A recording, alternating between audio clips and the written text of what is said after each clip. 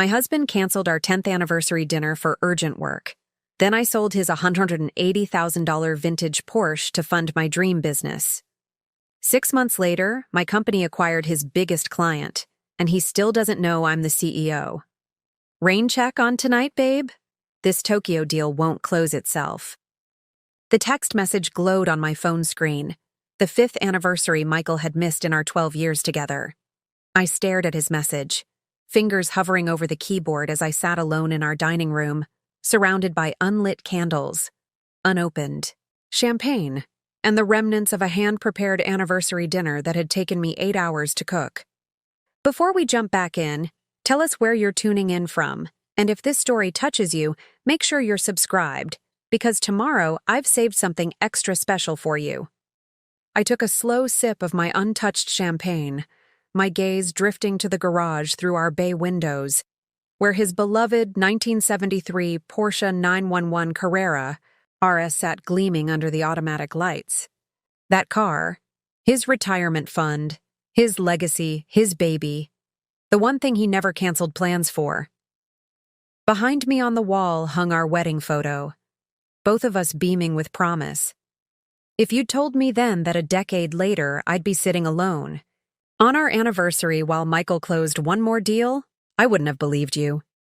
Yet here I was, another evening sacrificed to Pearson Dynamics, the company that had slowly consumed my husband and our marriage. I picked up my phone again, reading Michael's message one more time. The Tokyo deal. Always another deal. Another client, another reason our life together took a back seat. I slipped off my heels, the new ones I'd bought specially for tonight, and walked barefoot to the kitchen to pack away the untouched food the roast beef would keep. My patience wouldn't. As I mechanically wrapped each dish in plastic, my mind drifted to the conversation I'd had with Olivia earlier that day. My best friend since college, she'd recently launched her own marketing agency after years of being overlooked at Hartford Media.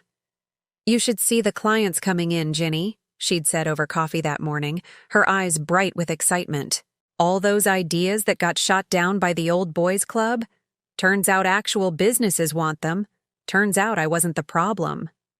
I'd smiled, genuinely happy for her success, even as my own professional dreams remained locked in the box Michael had helped me pack them into when we married.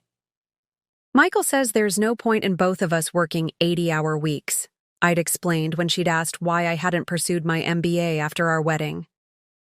"One high-powered career per household is enough."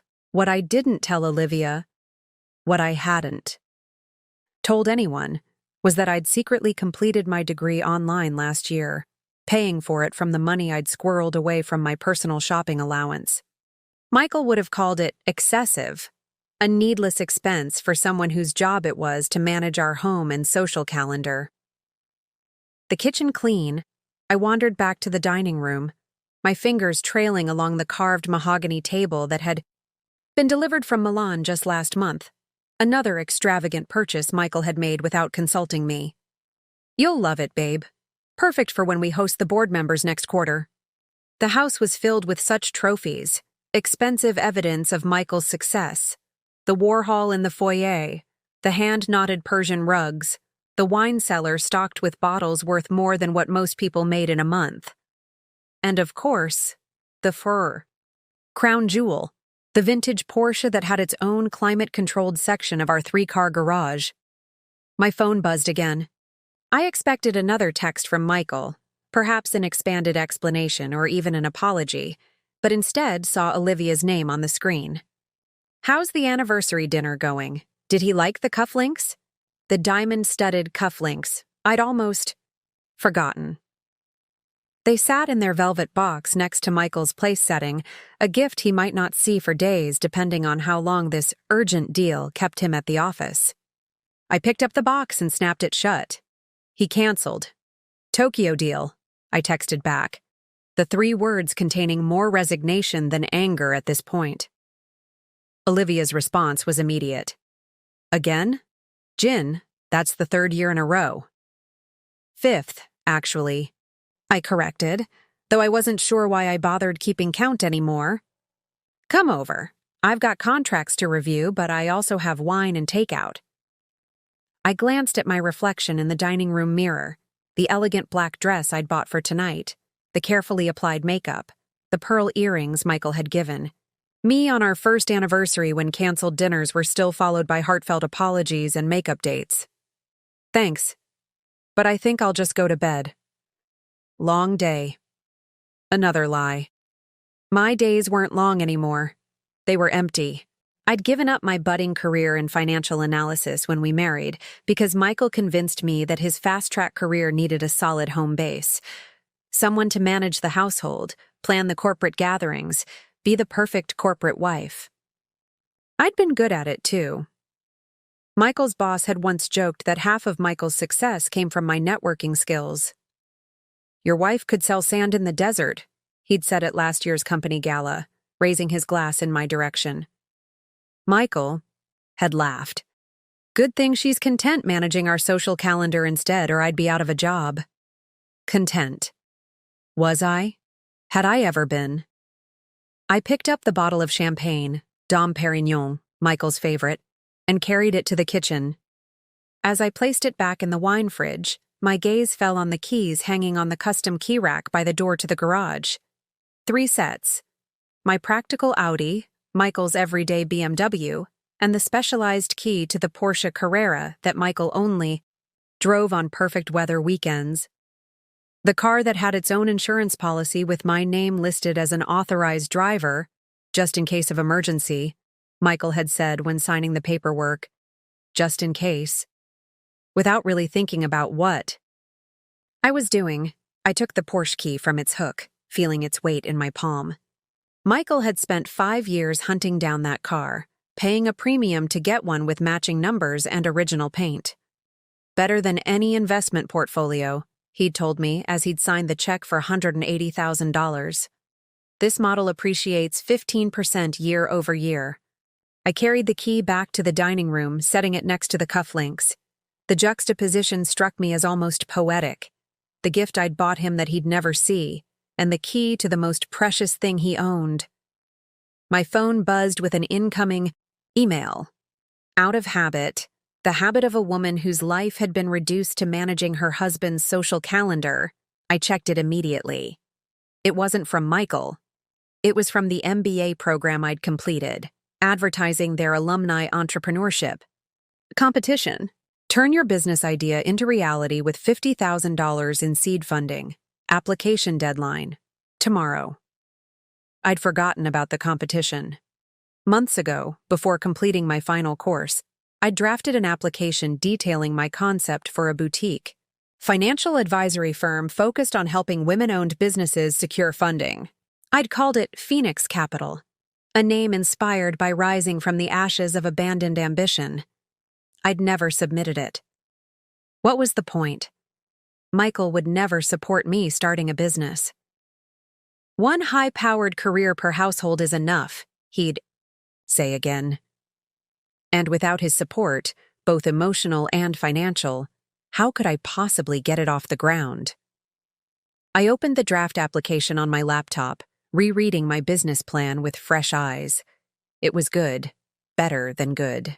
It showcased everything I'd learned in my secret MBA program, combined with the insights I'd gained from years of listening to Michael discuss deals, watching how the financial world operated from the periphery. My gaze shifted from the laptop, screen to the Porsche key gleaming under the chandelier light. $180,000. 5 years of appreciation. Better than any investment portfolio? What had Olivia said this morning? Turns out I wasn't the problem. I picked up my phone and called her. I've changed my mind about coming over, I said when she answered. But I need a favor first. Does your brother still work at Classic Auto Brokers? Troy? Yeah, he's the sales manager now. Why? I looked at the Porsche key in my hand, turning it over as an unfamiliar feeling of resolution settled in my chest. I need to sell a car. Quickly and discreetly. Michael's Porsche? Olivia's voice was a mix of shock and something else. Excitement, perhaps. Gin, are you sure? He loves that car more than he loves spending our anniversary together, I finished for her. Preparing and narrating this story took us a lot of time, so if you are enjoying it, subscribe to our channel. It means a lot to us. Now back to the story. More than he respects my time. More than he values my dreams. There was a pause on the line. When Olivia spoke again, her voice was steady. I'll call Troy now. He can meet you tonight if you want. Perfect. And Olivia? I'll need your help with something else too. Remember that entrepreneurship competition I told you about? The deadline is tomorrow. As I hung up, I caught my reflection again in the dining room mirror. For the first time in years, I recognized the woman staring back at me. She wasn't just a corporate wife or a social secretary.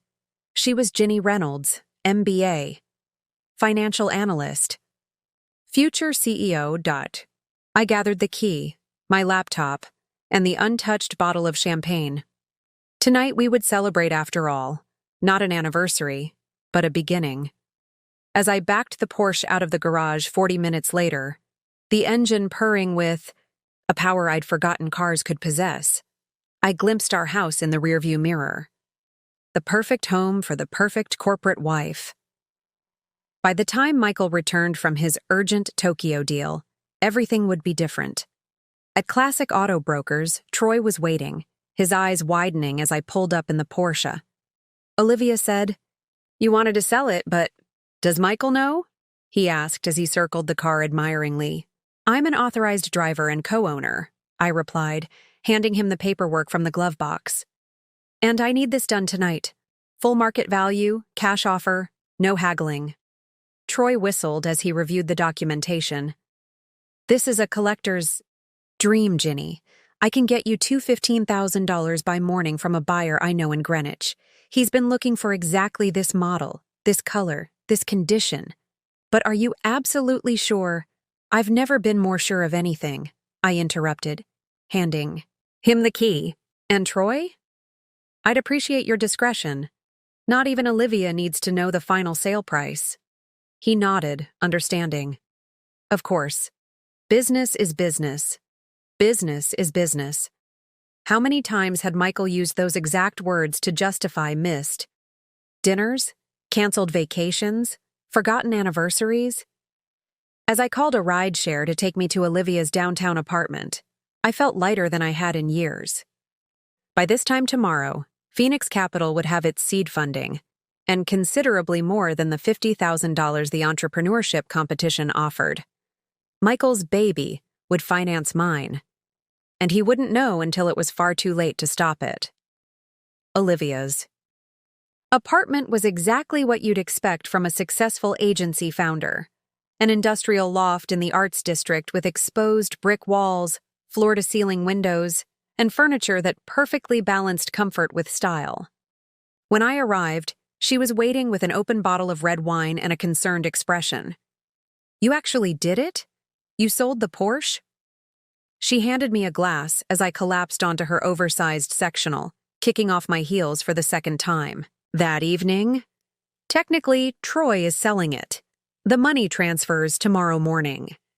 I took a sip of wine, letting the rich flavor wash away any last doubts. Michael always said it was a better investment than stocks. Time to test that theory. Olivia perched on the arm of the sofa, studying me with a mixture of awe and worry. "He's going to lose his mind, Gin. That car is his prized possession. And I was supposed to be his partner." The words came out sharper than I intended. 12 years, Liv.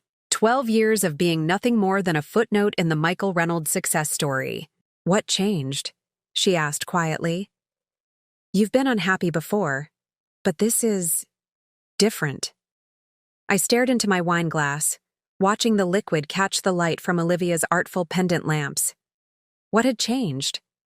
Everything. Nothing. Maybe I'd finally reached my breaking point after years of slow erosion. "The MBA," I said finally. Finishing it made me realize I've been living someone else's version of my life. Michael's version. I set down my glass and pulled out my laptop. Now I need your help with this application. The deadline's tomorrow. For the next 3 hours, Olivia and I refined my business plan for Phoenix Capital. Her marketing expertise helped sharpen my pitch, highlighting the unique value proposition. A financial advisory firm specifically designed to help women entrepreneurs secure funding and scale their businesses. "This is brilliant, Ginny," Olivia said, reading through our final draft. "You've identified a genuine gap in the market. Women-owned businesses receive less than 3% of venture capital funding, but they consistently outperform male-owned companies in ROI." I know. I've been researching this for years. I closed my laptop, suddenly exhausted but exhilarated. Ever since Michael talked me out of finishing my MBA the first time around, I kept thinking about all those women like you, brilliant, capable, driven, who just need someone to take them seriously. "Someone who's been there," Olivia added. "Someone who understands what it's like to be underestimated." I nodded, the truth of her words settling deep in my chest. That was exactly what Phoenix Capital would offer, not just financial advice, but understanding born from personal experience. My phone buzzed with a text from Troy. "Buyer confirmed. Paperwork ready. Funds will clear by 9 a.m. No going back now. You can stay here tonight," Olivia offered, noticing my expression. "The guest room is all yours." I accepted gratefully, suddenly unable to face the empty mansion that had never felt like mine despite my name on the deed. As Olivia showed me to her spare bedroom, my phone buzzed again. Michael, finally remembering the significance of the eye. "Date. Sorry about dinner, babe. Tokyo team had last-minute concerns. Make it up to you this weekend? No mention of our anniversary. No acknowledgement of the special dinner I'd prepared. Just another rain check that would inevitably be canceled. For another urgent matter, I didn't reply. Morning came with a symphony of notifications. First, a confirmation from Troy that the sale was complete. $215,000 transferred to my private account. Then, an acknowledgement from the MBA program that my application had been received. Finally, a message from Crystal Watson, an old colleague from my financial analyst days who now worked at Meridian Financial, one of the firms Michael's company frequently partnered with. "Drink soon? Need to pick your brain about something," I smiled, typing back an immediate yes. Crystal had been reaching out periodically since I'd left the workforce, usually when she needed insider perspective on how firms like Pearson Dynamics operated. I'd always been happy to help, maintaining my network even as Michael dismissed these connections as just social. Little did he know that these social connections had kept me engaged with the financial world all these years, providing insights that had helped shape Phoenix Capital's business model. I showered and borrowed clothes from Olivia, a sleek blazer and pencil skirt that felt like armor after years of designer dresses chosen to complement Michael's image. Today marked the beginning of reclaiming my identity, starting with how I presented myself to the world. "What's your next move?" Olivia asked over coffee, watching me transform from corporate wife to businesswoman with each deliberate choice. Hair pulled back severely, minimal jewelry, understated makeup. First, I open a business account for Phoenix Capital. Then I meet with Crystal to nurture that connection. After that, I find an office space. I stirred my coffee methodically. Michael won't be back from Tokyo until Friday. That gives me 3 days to establish enough momentum that he can't easily stop me. And when he discovers the Porsche is gone, I took a careful sip from my mug. By then, there will be nothing he can do about it. The money will be invested in the business, contracts will be signed, and Phoenix Capital will be more than just an idea. Olivia nodded slowly. "You've really thought this through." "I've had years to think it through, Liv. Years of sitting at dinner parties listening to Michael and his colleagues discuss strategies and investments. Years of reading every business publication, staying current on market trends, completing my MBA in secret." I set down my cup with finality. all while being treated like an ornament. Pretty to look at, but fundamentally decorative. As I gathered my things to leave, Olivia hugged me tightly. He's going to fight back, you know. Men like Michael always do when their control is threatened. I'm counting on it, I replied, surprising myself with my calm certainty. But this time, I'll be fighting from a position of strength. My first stop was Valencia Bank, where I opened a business account for Phoenix Capital, using my MBA diploma and the business plan as supporting documentation. The banker, a woman named Gracie Thompson, reviewed my materials with growing interest. This is impressive, Mrs. Reynolds. Your focus on women-led businesses fills a significant market need, she typed efficiently, setting up the account. Will Mr. Reynolds be a co-signer on the account? No, I said firmly. This is my independent venture. If Gracie found this unusual, she didn't show it. Instead, she nodded professionally and continued, processing the paperwork. And will you be making an initial deposit today? Yes, $200,000. I provided the account details for the transfer, watching Gracie's carefully neutral expression slip momentarily to reveal surprise. Not many new businesses started with that kind of capital. That's substantial, she commented, recovering quickly. May I ask the source of these funds?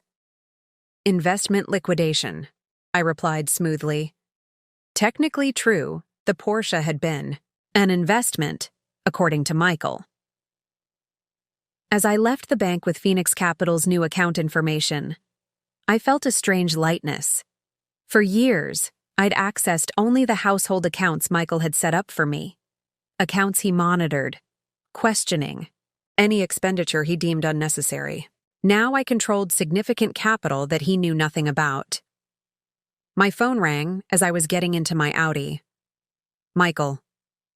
I let it go to voicemail, then listened to his message as I drove to meet Crystal. Hey babe, wrapping up in Tokyo. Bringing you something special to make up for missing our dinner. Love you. No mention of our anniversary, even now. Just our dinner, as if it had been any ordinary evening.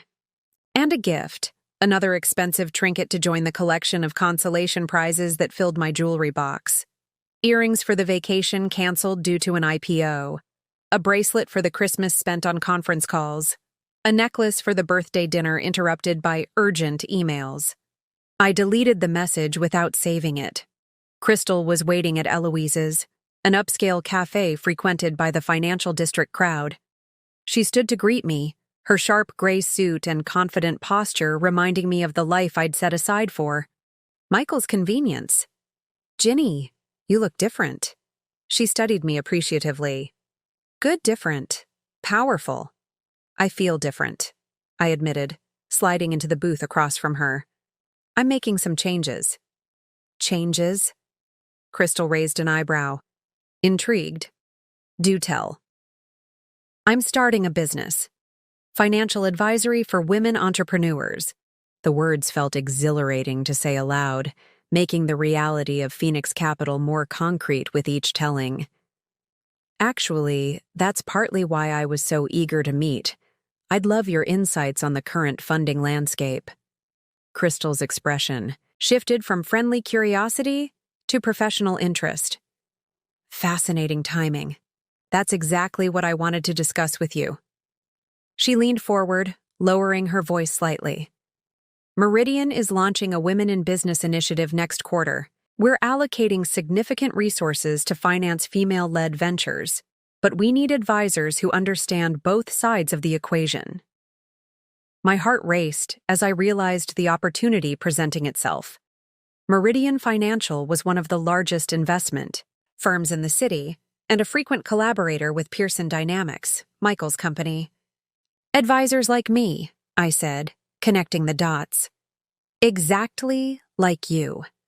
Crystal nodded approvingly. You understand the corporate world from both sides. You've got the financial background from your analyst days, plus years of observing how deals get made from your position as Michael's wife, I finished, unable to keep a hint of bitterness from my voice. Crystal regarded me thoughtfully. I was going to say, from your unique vantage point, but yes, being married to Michael Reynolds has given you insight few others have. Everyone knows you're the real reason his client relationships are so solid. You remember details about people that he misses. You make connections he'd overlook. For a moment, I felt a flicker of the old loyalty, the instinct to downplay my contributions and highlight Michael's. Then I remembered sitting alone at our anniversary dinner while he prioritized yet another deal over our marriage. When does this initiative launch? I asked instead. Next quarter officially, but we're laying the groundwork now. I'd love to bring you in as a consultant initially, with potential for a more formal partnership once Phoenix Capital is established. By the time our coffee meeting ended, Crystal and I had outlined a collaboration that would give Phoenix Capital immediate credibility and access to Meridian's extensive resources. It wasn't just a lucky break. It was the culmination of years maintaining professional relationships, even as Michael dismissed them as mere socializing. As I walked to my car, my phone buzzed with an email notification. Congratulations! Your application for the entrepreneurship competition has advanced to the final round. Presentation scheduled for next week. Everything was falling into place with a speed that would have seemed miraculous if I hadn't spent years preparing for this moment. The universe wasn't handing me opportunities. I was finally positioned to seize them. My phone didn't stop buzzing for the rest of the day. There were follow-up emails from Crystal about the Meridian partnership, messages from Olivia suggesting office spaces in her building, and a confirmation from Troy that all paperwork for the Porsche had been filed. What was noticeably absent was any real concern from Michael about where I'd spent the night. His only message read, "Where are you? Hope you're not still upset about dinner. Landing at 8 p.m. Friday. XO." I didn't respond. Let him wonder for once. Instead, I channeled my energy into securing a small but elegant office 3 floors below Olivia's agency in the Arts District. The building manager, impressed by my immediate payment of first and last month's rent, plus security deposit, promised to expedite the paperwork and have the space ready by tomorrow. Fully furnished? He confirmed, scanning the lease agreement. Yes, but minimal. Modern, clean lines. Nothing fussy. I was conscious of every decision reflecting Phoenix Capital's brand identity. No more decorative touches chosen to please someone else's aesthetic. By late afternoon, I had ordered business cards, secured a domain name, and contracted Olivia's agency to fast-track a website and brand package. My friend had insisted on giving me the founder's discount, though I suspected she was doing much of the work herself as a personal favor. "You'll be my biggest success story," she'd said when I tried to insist on paying full price. "Just think of all the referrals I'll get when Phoenix Capital becomes the go-to financial advisor for women entrepreneurs." Her confidence in my vision was intoxicating after years of having my ambitions subtly dismissed. I found myself working with an intensity and focus I hadn't experienced since my early career, before Michael had convinced me that one high-powered professional per household was enough. I was in the middle of drafting my presentation for the entrepreneurship competition when my phone rang with an unfamiliar number. "Ginny Reynolds speaking," I answered, the formal greeting feeling both foreign and right on my tongue.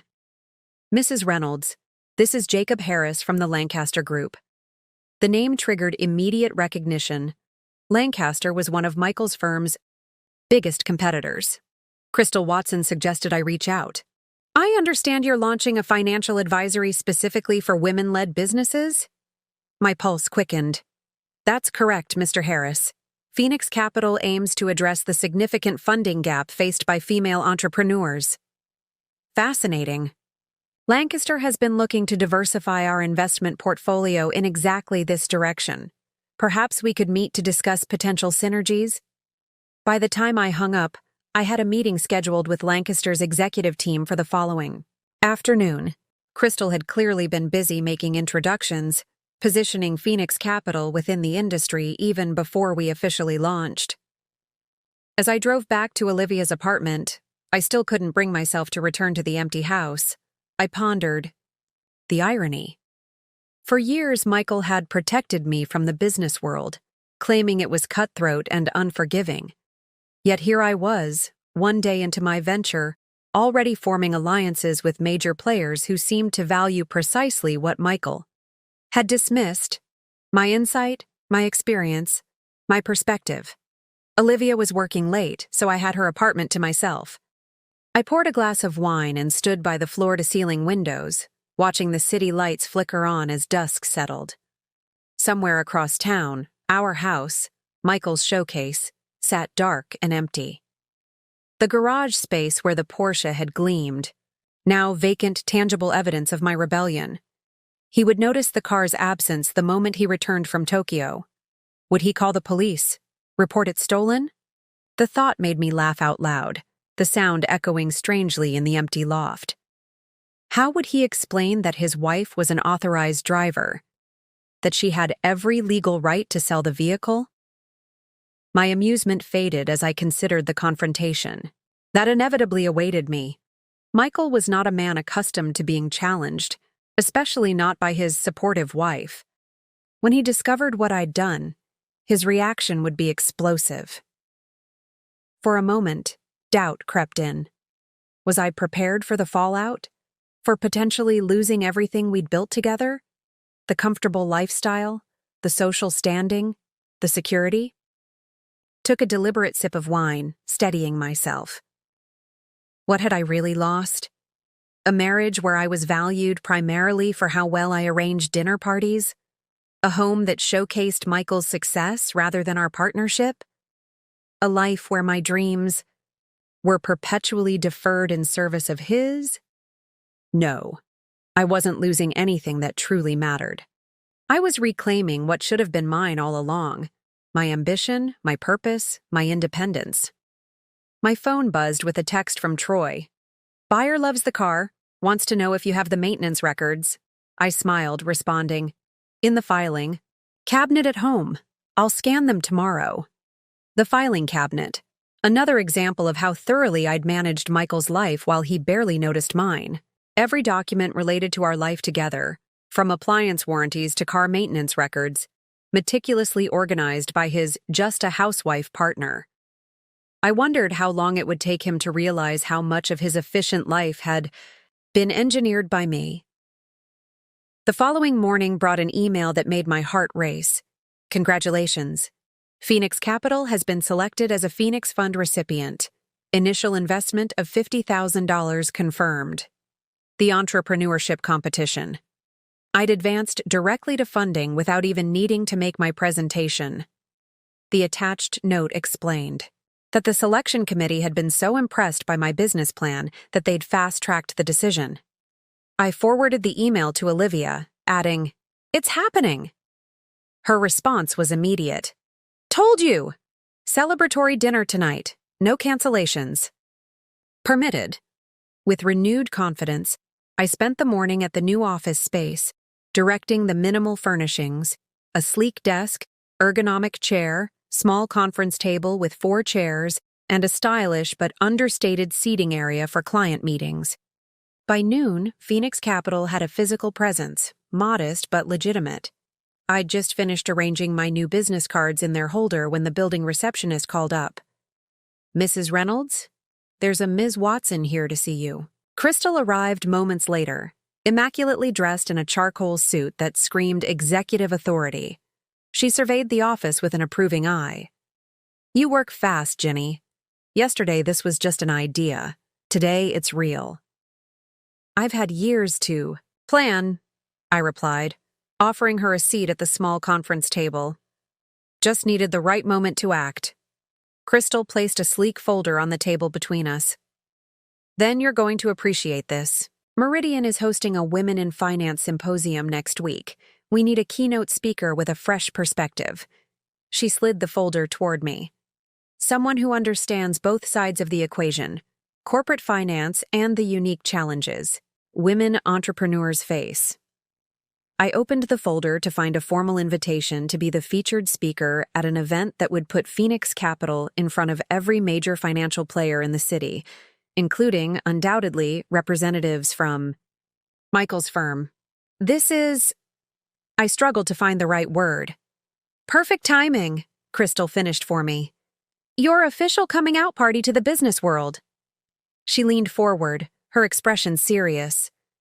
Fair warning, this will put you on Michael's radar, in a very public way. Are you prepared for that? Was I? The symposium was scheduled for next Thursday, less than a week away. Michael would be back from Tokyo tomorrow.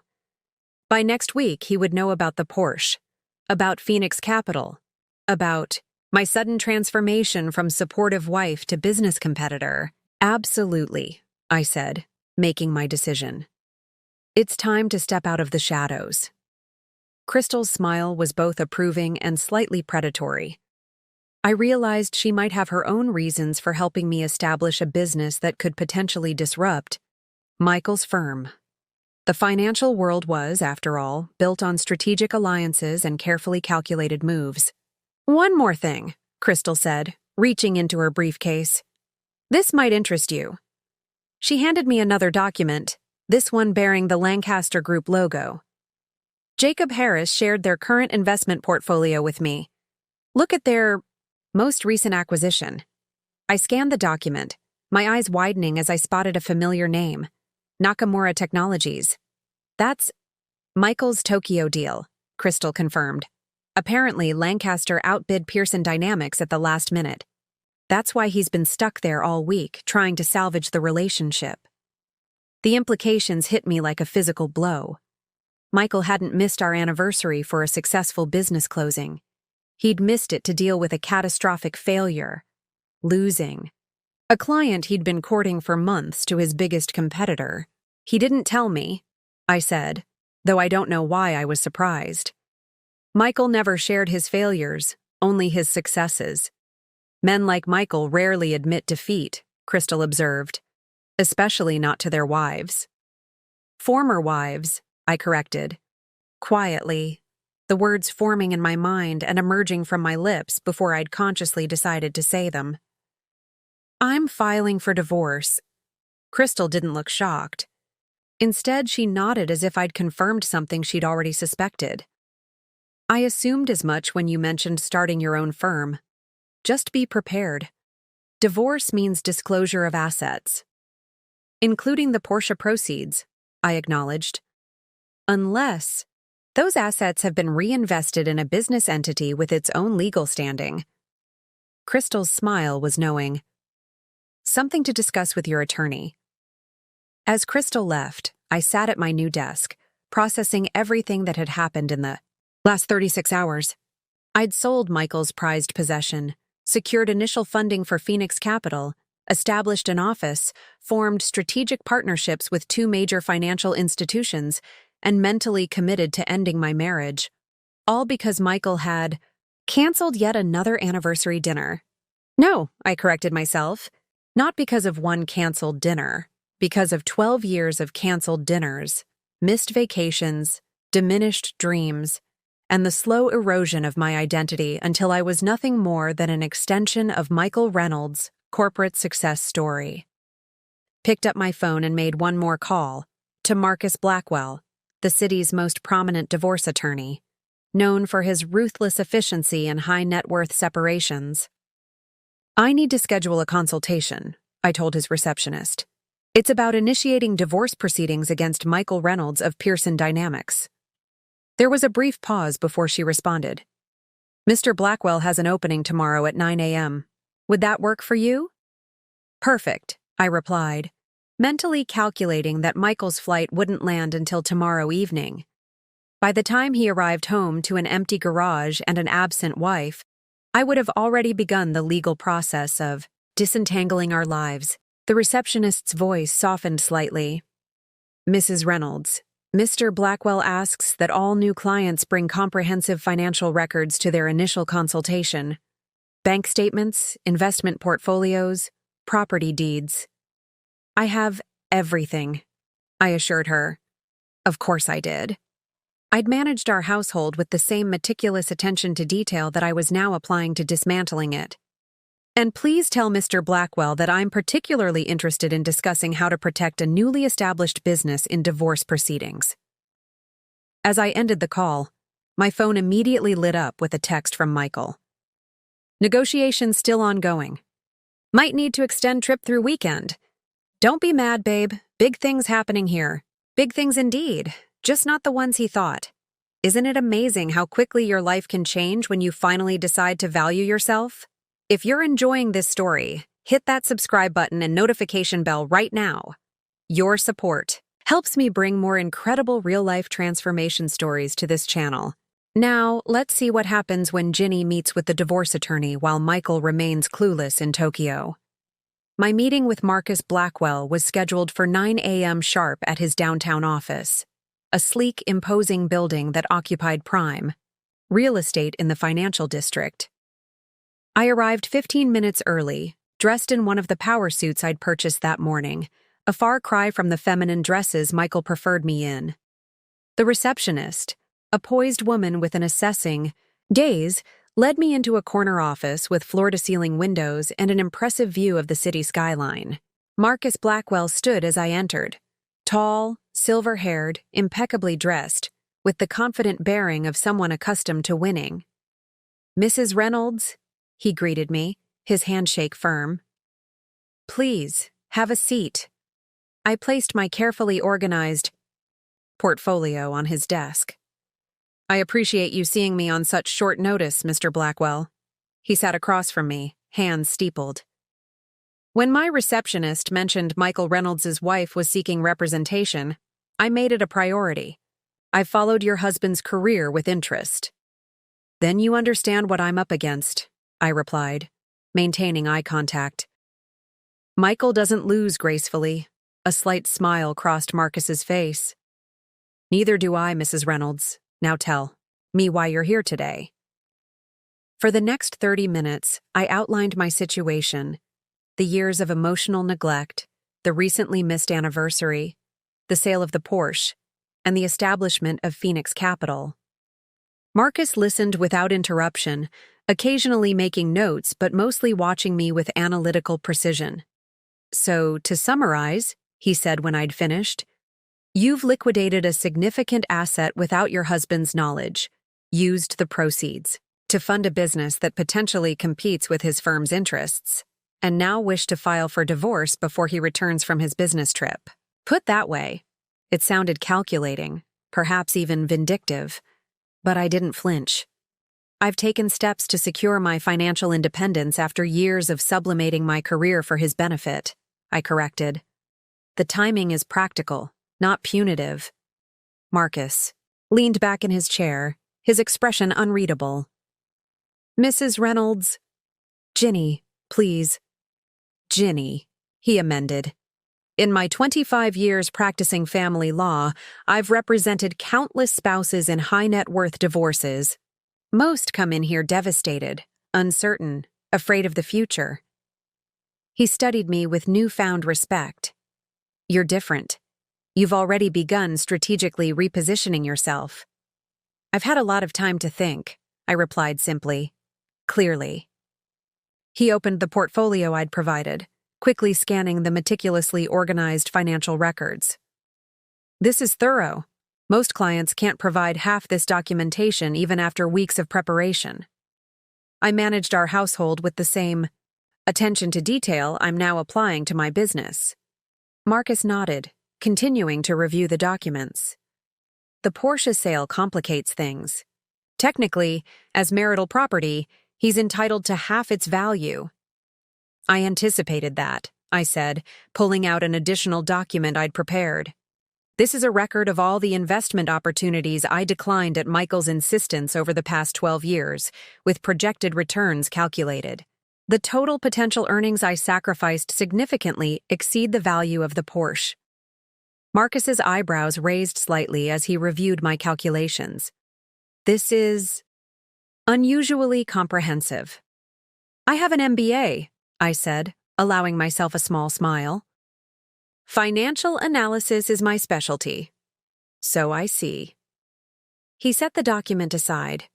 Regarding Phoenix Capital, establishing a business during divorce proceedings is tricky. Courts generally consider new business ventures to be marital assets subject to division, unless the business was funded primarily through a grant or competition prize, I countered, sliding across the notification of my $50,000 award. The Phoenix Fund contribution technically represents the majority stakeholder investment, with my personal contribution being minority capital. Marcus's expression shifted from professional interest to genuine admiration. You've done your homework. I spent 12 years watching Michael structure deals to maximize his advantage. I paid attention. For the next hour, we outlined a strategic approach to filing for divorce, timing the petition to coincide with my public debut at the Women in Finance Symposium, securing temporary orders to prevent Michael from interfering with Phoenix Capital, and documenting the years of sacrificed opportunities to counter any claims against the Porsche sale. One final question, Marcus said as our meeting concluded. Are you prepared for how public this might become? Michael Reynolds is a prominent figure in the financial community. Your emergence as both his soon-to-be ex-wife and a business competitor will generate significant attention. I thought about the years I'd spent in the background, the countless times I'd been introduced simply as Michael's wife, the polite smiles and dismissive glances from his colleagues who saw me as merely decorative. Mr. Blackwell, I've been invisible for 12 years. I'm ready to be seen. As I left his office, my phone pinged with a text notification. Michael again. Good news. Salvaged part of the Nakamura deal. Heading to celebration dinner with Tokyo team. Call you tomorrow? I tucked my phone away without responding and headed to my next appointment, a lunch meeting with Jacob Harris from the Lancaster Group. The restaurant he'd chosen was Maison Laurent, an exclusive French establishment where Michael and I had often entertained his clients. As I approached our table, I noted with interest that Jacob had brought colleagues, 3 other Lancaster executives, all men, all watching me with curious assessment as I approached. Mrs. Reynolds. Jacob stood to greet me. Thank you for joining. Allow me to introduce Marcus Denton, our CFO, Troy Bennett, head of acquisitions, and William Sparks, our senior investment strategist. I shook each hand firmly, meeting their evaluating gazes with confident poise. Gentlemen, please call me Ginny, and thank you for making time in your schedules on such short notice. Crystal. Watson speaks very highly of you, Marcus Denton said as we settled into our seats. She claims you have unique insight into the women's investment market. And into Pearson Dynamics strategy, Troy Bennett added with less subtlety, earning a sharp glance from Jacob. I have significant experience in both areas, I acknowledged, unruffled by the implied question. But to be clear, I'm not here to share confidential information about my husband's firm. I'm here to discuss potential collaboration between Phoenix Capital and Lancaster Group that would benefit women entrepreneurs. Jacob smiled apologetically. Of course, though you must understand our curiosity, given your unique position. The waiter arrived to take our orders, providing a momentary reprieve from the delicate navigational challenge this meeting presented. I needed Lancaster's support for Phoenix Capital without compromising my integrity by trading on Michael's confidential information. A fine line to walk. Once the waiter departed, I opened my portfolio and extracted several documents. Gentlemen, let me share some data you might find interesting.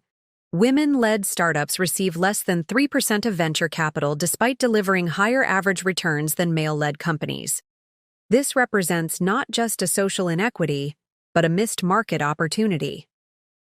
For the next hour, I outlined my vision for Phoenix Capital, not as a competitor to traditional investment firms like Lancaster, but as a specialized advisor that could help them better evaluate and support women-led ventures. By the time our entrees arrived, I had their undivided attention. What you're proposing, William Sparks said thoughtfully, is essentially to become a specialized talent scout for undervalued assets in the market. Precisely, I confirmed. Phoenix Capital would identify promising women-led ventures, provide them with structured guidance to optimize their business models and presentations, then connect them with appropriate funding partners, like Lancaster Group. For a finder's fee, Marcus Denton noted, the CFO and him immediately identifying the revenue model. And advisory retainer, I added.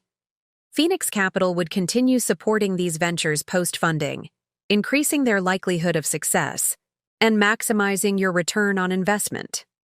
Jacob exchanged glances with his colleagues, a silent communication passing between them. We'd need to establish clear parameters around potential conflicts of interest, given your connection to Pearson. Dynamics. Absolutely, I agreed. Complete transparency is essential. And to that end, I should inform you that I'm initiating divorce proceedings against Michael. By the time any formal agreement between Phoenix Capital and Lancaster Group would take effect, that connection will be legally severed. The revelation created a momentary silence around the table, followed by renewed interest from the Lancaster executives. Troy Bennett leaned forward, his expression calculating. The Nakamura deal, he said. How much do you know about it? I maintained a neutral expression. Only that Lancaster successfully outbid Pearson Dynamics. The specifics of either firm's offer would be confidential. But you must have insights into why Pearson wanted them so badly, he pressed. This was the dangerous territory I'd anticipated. The attempt to extract insider information about Michael's business strategies. I took a deliberate sip of water before responding. Gentlemen, let me be very clear.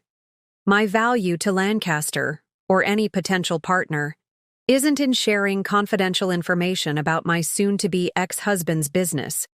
It's in my expertise regarding women entrepreneurs and my ability to identify undervalued investment opportunities that others might overlook. If that's not sufficient basis for collaboration, then perhaps we should conclude this lunch. For a tense moment, I thought I'd overplayed my hand. Then Jacob Harris broke into a genuine smile. Crystal said you had integrity, he commented approvingly. She was right. Marcus Denton nodded, his earlier skepticism replaced with professional respect. Your proposal has merit, Ms. Reynolds. Lancaster has been looking to diversify our portfolio with exactly the kind of ventures you specialize in. We'd like to move forward with a preliminary agreement, Jacob confirmed. Our legal team can draft terms for a consulting relationship to begin immediately, with potential for more formal partnership once your personal situation is resolved. As we concluded our lunch, agreeing to have our respective legal teams hammer out the details of our arrangement, I felt a growing confidence in Phoenix Capital's viability. In just 3 days, I'd secured initial funding, established a physical office, obtained high-profile legal representation for my divorce, and now formed a strategic alliance with one of the city's major investment firms. All while Michael remained, oblivious in Tokyo, celebrating his salvaged deal, unaware that his perfect life was unraveling thread by thread. Outside the restaurant, Jacob Harris held back as his colleagues headed toward their waiting car. One more thing, Ginny, he said, quietly. The Women in Finance Symposium next week. I understand you're the keynote speaker? Word travels fast, I observed. In our circles, yes. His expression grew serious. Michael will be there. Pearson Dynamics is a major sponsor. The news shouldn't have surprised me. Pearson routinely sponsored financial industry events, but the confirmation that Michael would witness my public debut sent a jolt of anxiety through me. Thank you for the warning, I said, maintaining my composure. Jacob studied me with newfound curiosity. You know, when we outbid Pearson for Nakamura, Michael blamed it on family distractions, said he needed to focus more on business and less on home life. The irony was so perfect I couldn't help but laugh. Well, he's about to get his wish. The next morning, I woke early in my new reality, sleeping in the guest room of Olivia's apartment, preparing for a day of building Phoenix Capital rather than planning Michael's social calendar. I checked my phone out of habit, unsurprised, to find several messages from him. Landing at 8 p.m. tonight.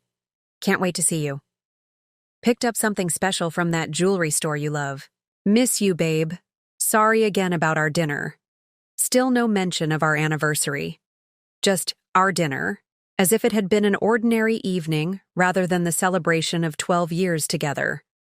I set the phone aside without responding and began preparing for the day ahead. By noon, I'd finalized the office setup, approved Olivia's preliminary designs for Phoenix Capital's branding, and received the draft consulting agreement from Lancaster Group's legal team. Things were progressing faster than I'd dared hope. Crystal called just as I was reviewing the contract terms. "How's the keynote coming along?" she asked without preamble. "The symposium's corporate sponsors are buzzing about your participation. Everyone's curious about the mysterious financial advisor who specializes in women entrepreneurs. The speech is nearly finished," I assured her, though in truth I'd barely started it. "But I need your advice on something. Jacob Harris mentioned that Pearson Dynamics is sponsoring the event." Crystal's tone shifted slightly. "Yes, I was going to mention that. Michael is scheduled to present the closing remarks." I closed my eyes briefly, absorbing this new complication. "So, I'll be opening the symposium, and he'll be closing it. Poetic, isn't it?" Crystal sounded almost amused. "The estranged power couple bookending the event. The publicity will be incredible for both the symposium and Phoenix Capital." I wasn't as convinced. Michael doesn't yet know about Phoenix Capital, or the divorce, or the Porsche. When will he find out? "Tonight," I admitted. "He lands at 8. There was a brief silence on the line. "Well," Crystal finally said, "that should give him a week to process before the symposium. Hopefully, his public persona will win out over any personal resentment when you're both on stage.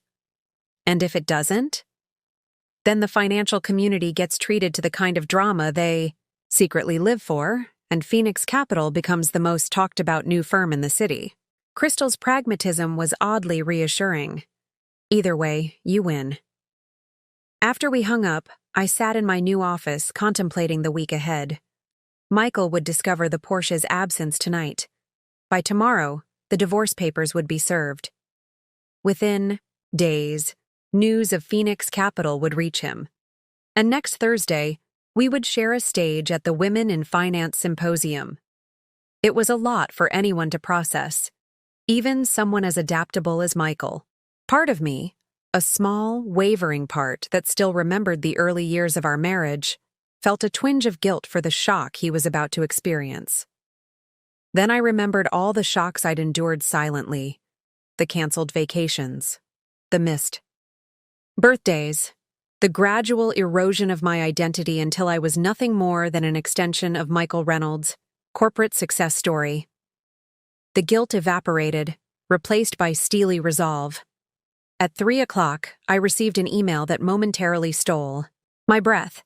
The Phoenix Fund had deposited the full $50,000 grant into Phoenix Capital's account. Combined with the Porsche proceeds, I now had over $265,000 in operating capital. More than enough to launch aggressively and sustain operations until the Lancaster consulting agreement started generating revenue. Forwarded the notification to Marcus Blackwell with a brief note. Additional documentation for our filing. Phoenix Capital now officially funded by outside investors. His response was prompt. Excellent timing. Petition prepared for filing. Tomorrow morning. Temporary orders to protect business assets included. Everything was falling into place with a precision that felt almost predestined. At 5, Olivia texted, "Celebration dinner still on. Reservations at Delmonico's at 6. Non-negotiable." I smiled, realizing I needed this moment of normalcy amidst the whirlwind of change. "See you there, and thank you for everything." Delmonico's was one of the city's oldest and most respected steakhouses, a place where business deals were celebrated, and significant life events marked with appropriate gravity. Michael and I had dined there often, usually with clients or colleagues. Tonight would be different. a celebration of my independence rather than his success. Olivia was waiting at a corner booth when I arrived, already sipping a martini. "There she is," she announced as I slid into the seat across from her. "The woman who sold her husband's Porsche to fund her dream." I laughed despite myself. "When you put it that way, it sounds slightly unhinged." "The best decisions usually do." She raised her glass to Phoenix Capital and its fearless founder.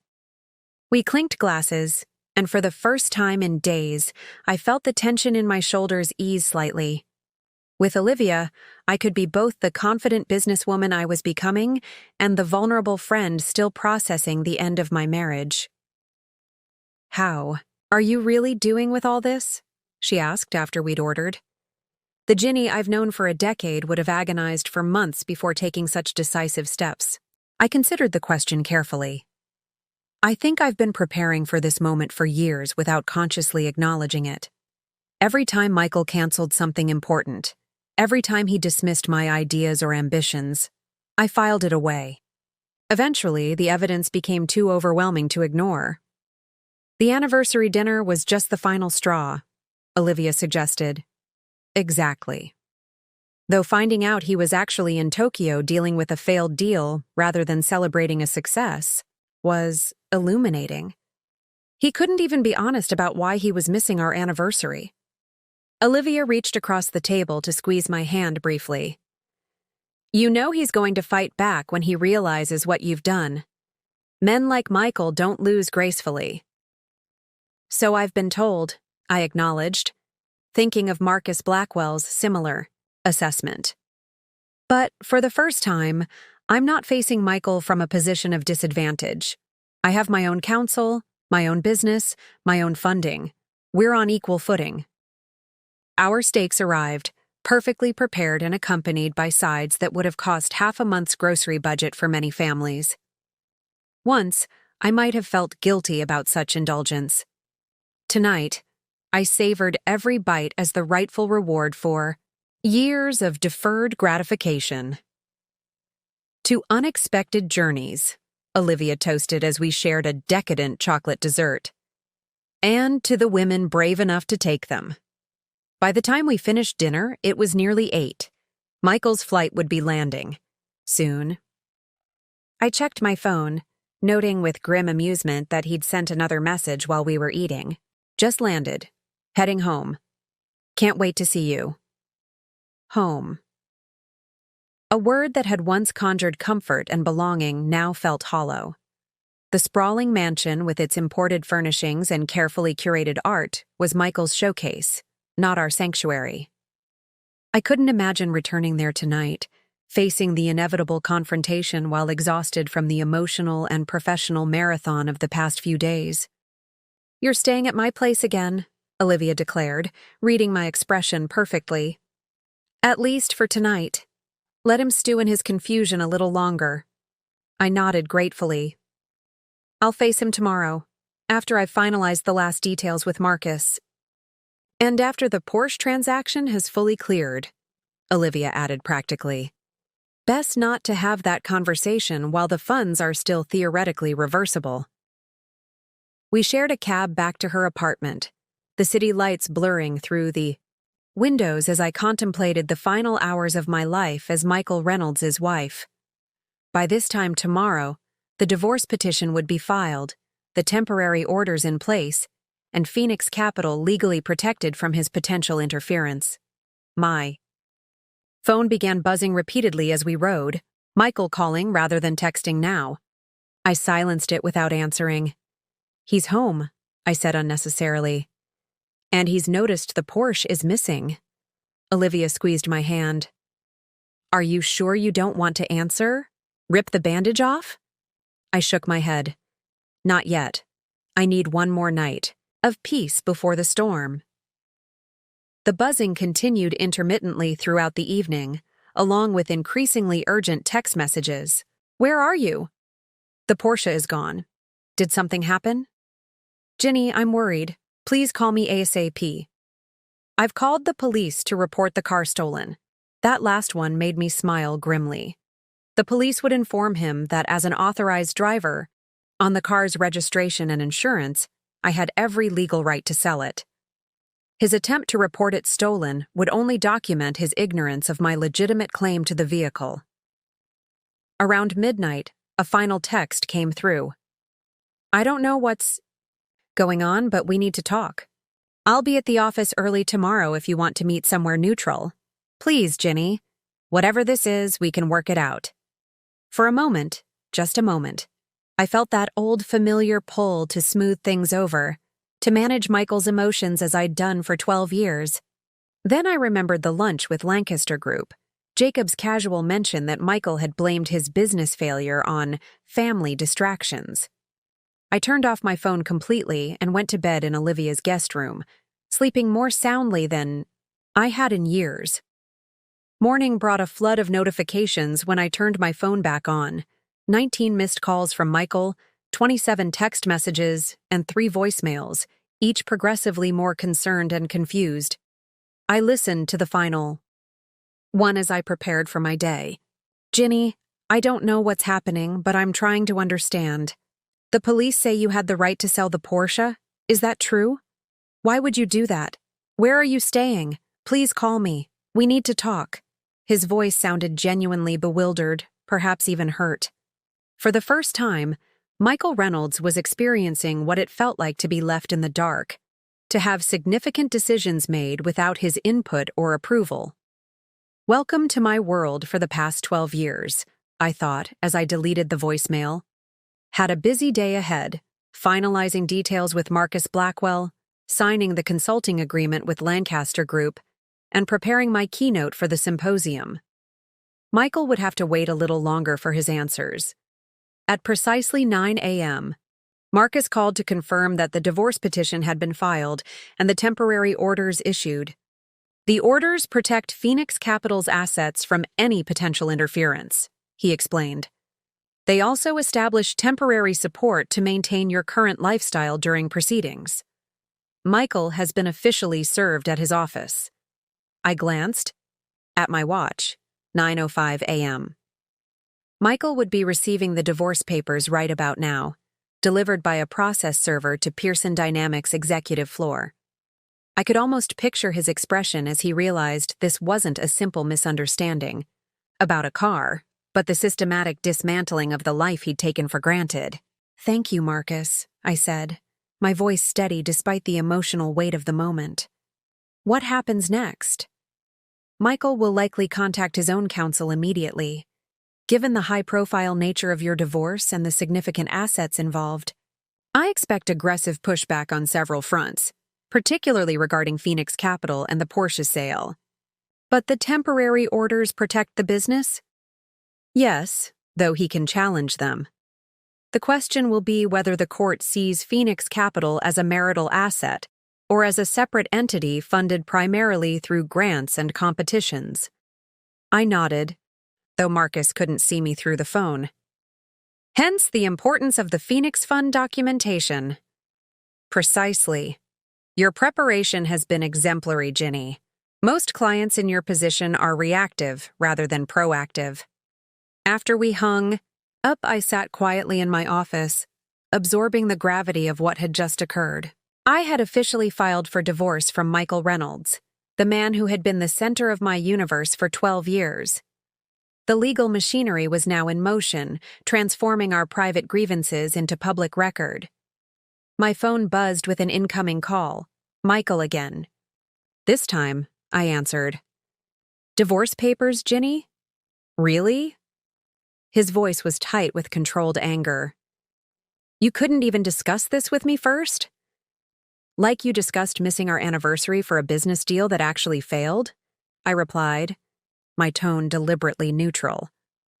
Or how you discussed claiming family distractions were responsible for losing the Nakamura account?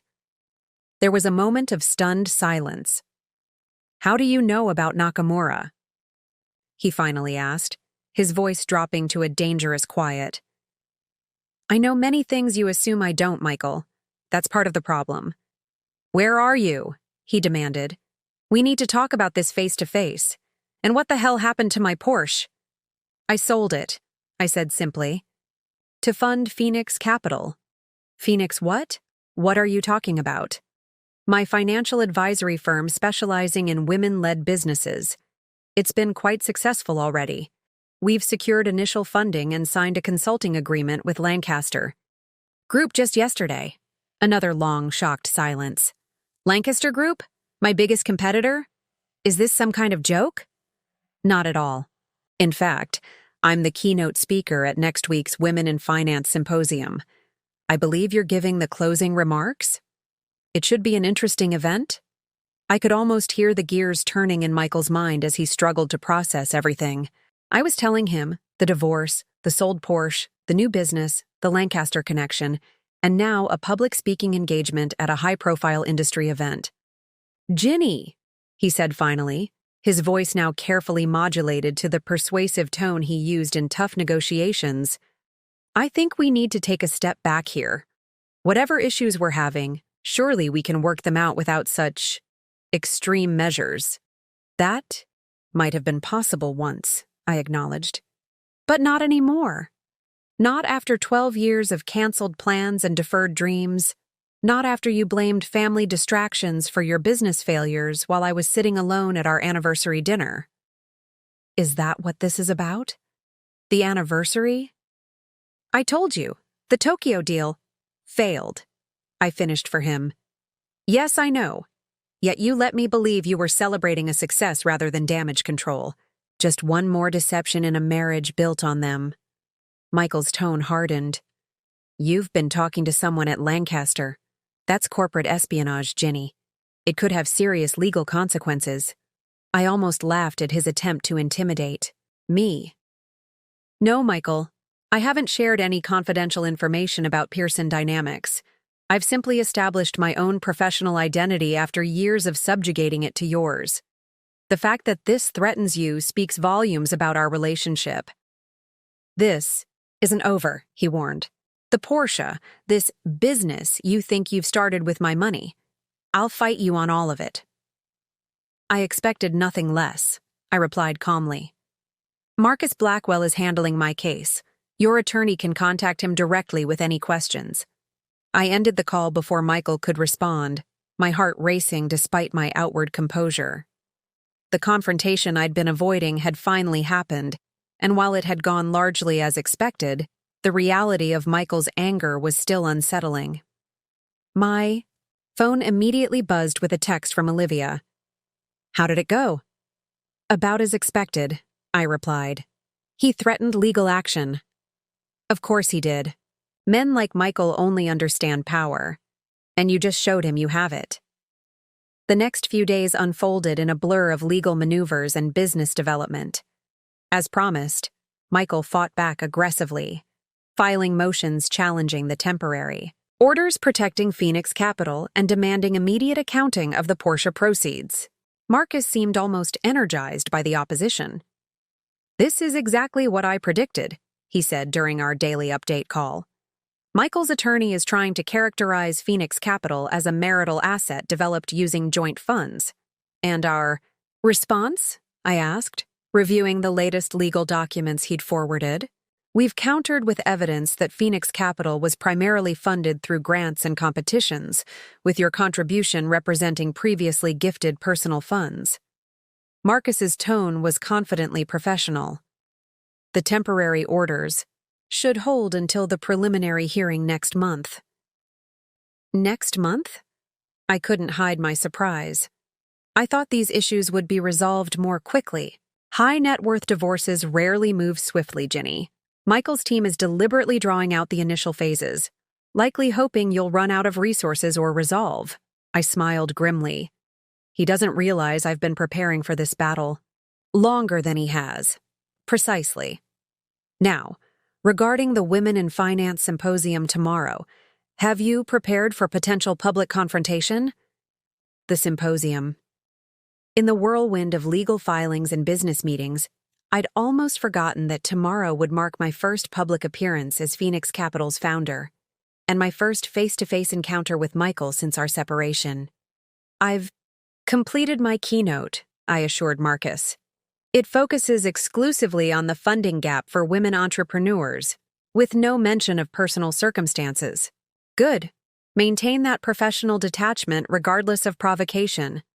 Michael may attempt to discredit you publicly, especially given your consulting arrangement with Lancaster Group. After we hung up, I reviewed my keynote one final time, trying to anticipate and address any vulnerabilities Michael might exploit. The speech was solid, data-driven, compelling, and carefully crafted to establish my expertise without revealing confidential information from either Pearson Dynamics or Lancaster Group. My phone rang again. Crystal this time. "Final preparations for tomorrow?" she asked without preamble. "Just reviewing my keynote. How's the attendee list looking?" "Standing room only," she replied, satisfaction evident in her voice. Word has spread about Phoenix Capital's founder. Making her debut, and the financial community loves nothing more than fresh blood, especially when that blood has connections to both Pearson Dynamics and Lancaster Group. I sighed. I'd prefer they focus on my business model rather than my personal drama. In an ideal world, perhaps. But you know as well as I do that the financial sector runs on relationships and reputations. Your connection to Michael, and your decision to strike out on your own, makes for an irresistible narrative. She wasn't wrong. In the days since filing for divorce, I'd received dozens of LinkedIn connection requests from financial professionals I'd never met, along with speaking invitations for other industry events. Phoenix Capital was generating buzz not just for its innovative approach to women's funding, but for the dramatic circumstances of its founding. "Has Michael confirmed his participation?" I asked, trying to sound casual. "Not only confirmed, but requested schedule adjustments to ensure he'll be present for your keynote," Crystal replied. "Apparently, he's very interested in hearing what his wife has to say about women in finance." The emphasis she placed on wife wasn't subtle. Despite the divorce filing, the financial community still viewed me primarily through my relationship to Michael, a perception I was determined to change. Beginning with tomorrow's speech.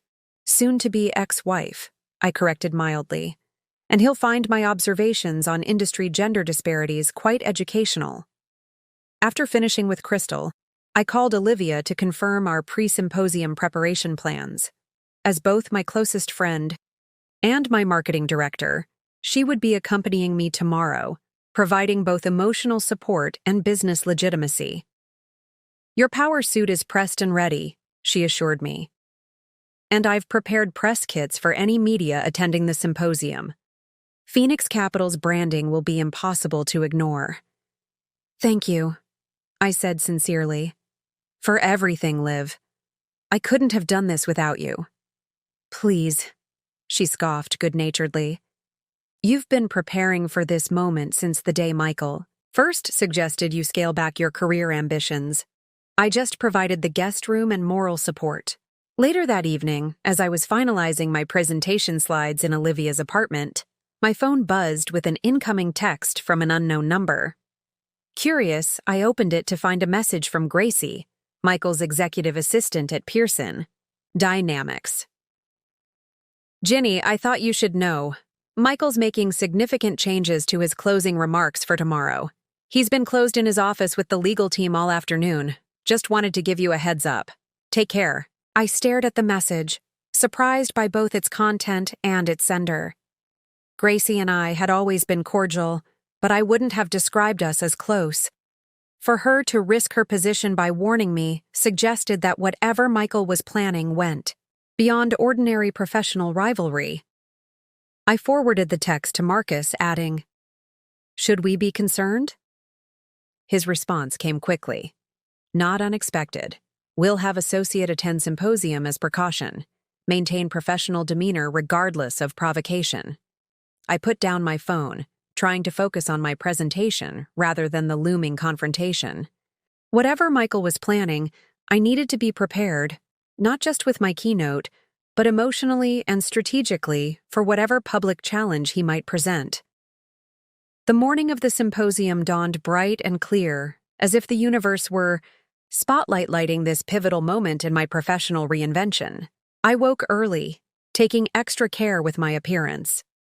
The woman who stared back at me from Olivia's guest bathroom mirror looked polished, confident, and utterly unfamiliar. Not just because of the power suit and severe updo, but because of the resolute determination in her eyes. "Ready for your debut?" Olivia asked, appearing in the doorway with 2 steaming mugs of coffee. "As ready as I'll ever be," I replied, accepting the caffeine gratefully. We arrived at the Wellington Hotel's grand ballroom 90 minutes before the symposium's official start, allowing time to review the stage setup and meet with Crystal's team. The space was impressive. Ornate chandeliers hanging from coffered ceilings, plush carpet muffling the sounds of the growing crowd, and a stage set with comfortable armchairs for the panel discussions that would follow my keynote. "We've seated you at the VIP table for lunch," Crystal informed me, consulting her tablet. "Lancaster Group executives on one side, Meridian Financial on the other. And Michael? Head table with the other major sponsors." She glanced up, studying my expression. "We can rearrange if needed." I shook my head. "No need. I can maintain professional courtesy for a few hours." Crystal looked skeptical but nodded. "Your keynote is scheduled for 9:15, immediately following the welcome address. Michael's closing remarks are at 4:30, with the networking reception after." "Perfect. That gives me plenty of time to make an impact before he speaks." As we conducted our final microphone check, I noticed Marcus Blackwell's associate, a sharp-looking young woman named Valerie, taking a seat near the back of the room. She nodded discreetly in my direction, a silent confirmation that legal support was present if needed. By 9, the ballroom was filled to capacity, exactly as Crystal had predicted. Financial executives, investment bankers, wealth managers, and venture capitalists formed a sea of dark suits, with a noticeable but still minority presence of women scattered throughout. I scanned the crowd from my position backstage, finally spotting Michael in the front row, deep in conversation with Pearson Dynamics legal counsel. He looked immaculate as always, but I noticed subtle signs of strain, the slight tension around his eyes, the too rigid posture, the way he kept checking his watch. For a man who prided himself on projecting unflappable confidence, these were telling indicators of his inner turmoil. Good. Let him feel a fraction of the anxiety I'd experienced over years of molding my life to accommodate his. The symposium chair took the stage promptly at 9:00, welcoming attendees and acknowledging the event's sponsors. I observed with sardonic amusement how she gave special thanks to Pearson Dynamics, represented today by founder and CEO Michael Reynolds, triggering polite applause. "And now," the chair continued, "I'm delighted to introduce our keynote speaker, a new voice in financial advisory with a fascinating perspective on women's access to capital. Please welcome Ginny Reynolds, founder of Phoenix Capital." The applause was curious rather than enthusiastic. These people didn't know me yet, but they were intrigued by the novelty of my presence and, undoubtedly, by my connection to Michael. That would change by the time I finished speaking. I took the stage with deliberate confidence, making eye contact with various sections of the audience, but carefully avoiding Michael's gaze. The podium felt solid beneath my hands as I arranged my notes, then looked up to address the assembled financial elite. "Good morning," I began, my voice steady and carrying clearly through the excellent sound system. "Thank you for that kind introduction. I'm here today to discuss what I believe represents not just an ethical failure in our industry, but a missed financial opportunity of staggering proportions. For the next 30 minutes, I laid out a compelling case for increased investment in women-led businesses, backed by research demonstrating their superior return on investment, despite receiving a fraction of available venture capital. I outlined Phoenix Capital's innovative approach to bridging this gap, not through charity or social justice initiatives, but through sound financial strategy. When we overlook women entrepreneurs, I concluded, we aren't just perpetuating inequality, we're leaving money on the table. Phoenix Capital aims to redirect that capital to where the returns are highest, benefiting investors and entrepreneurs alike. Because in finance, as in life, sometimes the most valuable assets are the ones hiding in plain sight. consistently underestimated until they reveal their true worth. The applause that followed was no longer merely curious. It was appreciative, even impressed. As I stepped away from the podium, I finally allowed myself to look directly at Michael. His expression was complex, a mixture of anger, surprise, and something that might almost have been pride, quickly suppressed. The rest of the morning passed in a blur of panel discussions and networking conversations. Executives who had barely acknowledged me at Michael's corporate events now approached eagerly, business cards extended, seeking meetings to discuss potential collaborations with Phoenix Capital. Several women entrepreneurs cornered me between sessions, sharing stories of funding rejection that echoed the statistics I'd cited in my keynote. By lunchtime, I'd collected more business cards than I could easily count and had scheduled follow-up meetings with 3 potential major investors. Phoenix Capital wasn't just a concept anymore. It was a recognized presence in the financial community, its value proposition clearly understood and increasingly sought after. I made my way to the designated VIP table, noting with grim amusement that the seating arrangement placed me directly in Michael's line of sight from the head table. Whether Crystal had planned this strategic positioning or it was simply coincidence, the effect was powerful. Michael would spend the entire lunch watching other financial leaders actively courting his soon-to-be ex-wife's business expertise. Jacob. Harris from Lancaster Group stood as I approached, pulling out my chair with old-fashioned courtesy. "Brilliant keynote, Ginny. You've got the room buzzing." "Indeed," agreed Marcus Denton, Lancaster's CFO. "We've already received inquiries about our partnership with Phoenix Capital. Your emergence has created quite the stir." I smiled, accepting their compliments with practiced grace, while acutely aware of Michael watching from across the room, his expression carefully neutral, but his eyes never leaving our table. "I notice your husband seems particularly attentive to our conversation," Jacob observed quietly, following my gaze. "Should we be concerned about his closing remarks?" "Ex-husband soon enough," I corrected. "And whatever he's planning, Phoenix Capital's value proposition stands on its own merits." Lunch progressed with stimulating conversation about market, trends, and investment strategies, the kind of professional dialogue I'd been excluded from for years despite my financial background and MBA. Occasionally, I caught Michael in whispered consultation with his legal counsel or typing furiously on his phone. Whatever countermove he was planning, he wasn't being subtle about it. As dessert was served, Crystal appeared at my elbow. "A moment, if you don't mind," she murmured, gesturing discreetly toward the hallway. I excused myself from the table and followed her to a quiet alcove away from curious ears. "One of my contacts on the symposium committee just shared something concerning," Crystal said without preamble. "Michael has submitted revised slides for his closing presentation that include direct references to Phoenix Capital, specifically questioning its founding ethics and potential conflicts of interest." My stomach tightened. He's planning to use his platform to publicly discredit me. It appears so. The committee is uncomfortable with it but hesitant to censor a major sponsor. Crystal's expression was grim. "You should prepare for a public attack." I took a deep breath, steadying myself. "Can you get me a copy of what he's planning to present?" "Already working on it. In the meantime, perhaps we should consider a preemptive move." I nodded slowly, an idea forming. "Is there any flexibility in the afternoon schedule? Specifically the panel on emerging trends in financial advisory?" Crystal checked her tablet. "Some. What are you thinking?"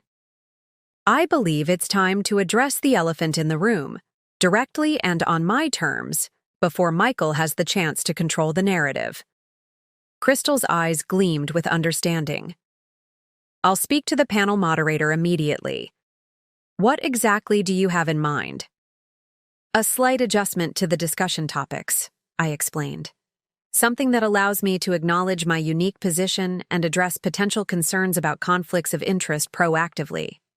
As Crystal hurried off to make the arrangements, I felt a strange calm settle over me.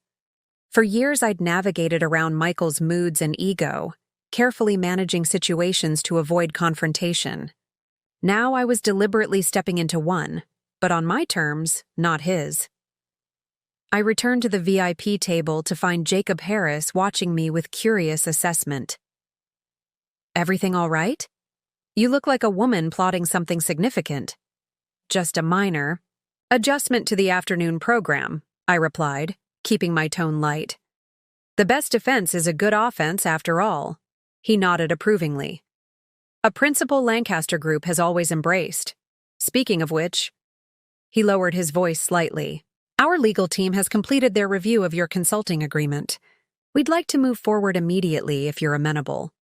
"Even with the current complications?" I asked, surprised by their eagerness given Michael's obvious displeasure. Jacob smiled, the expression of a man comfortable with calculated risks, especially with the current complications. "Your keynote demonstrated precisely why we want Phoenix Capital's perspective. You see opportunities others miss because they're blinded by traditional assumptions." As lunch concluded, I excused myself to prepare for the afternoon sessions, finding a quiet corner where I could gather my thoughts. The Emerging Trends panel would start at 2:30, giving me just over an hour to plan my preemptive strike against whatever Michael was preparing. My phone buzzed with a text from Marcus Blackwell. "Valerie reports unusual activity from Michael's legal team. Stay vigilant. Remember, no direct accusations or revealing confidential information."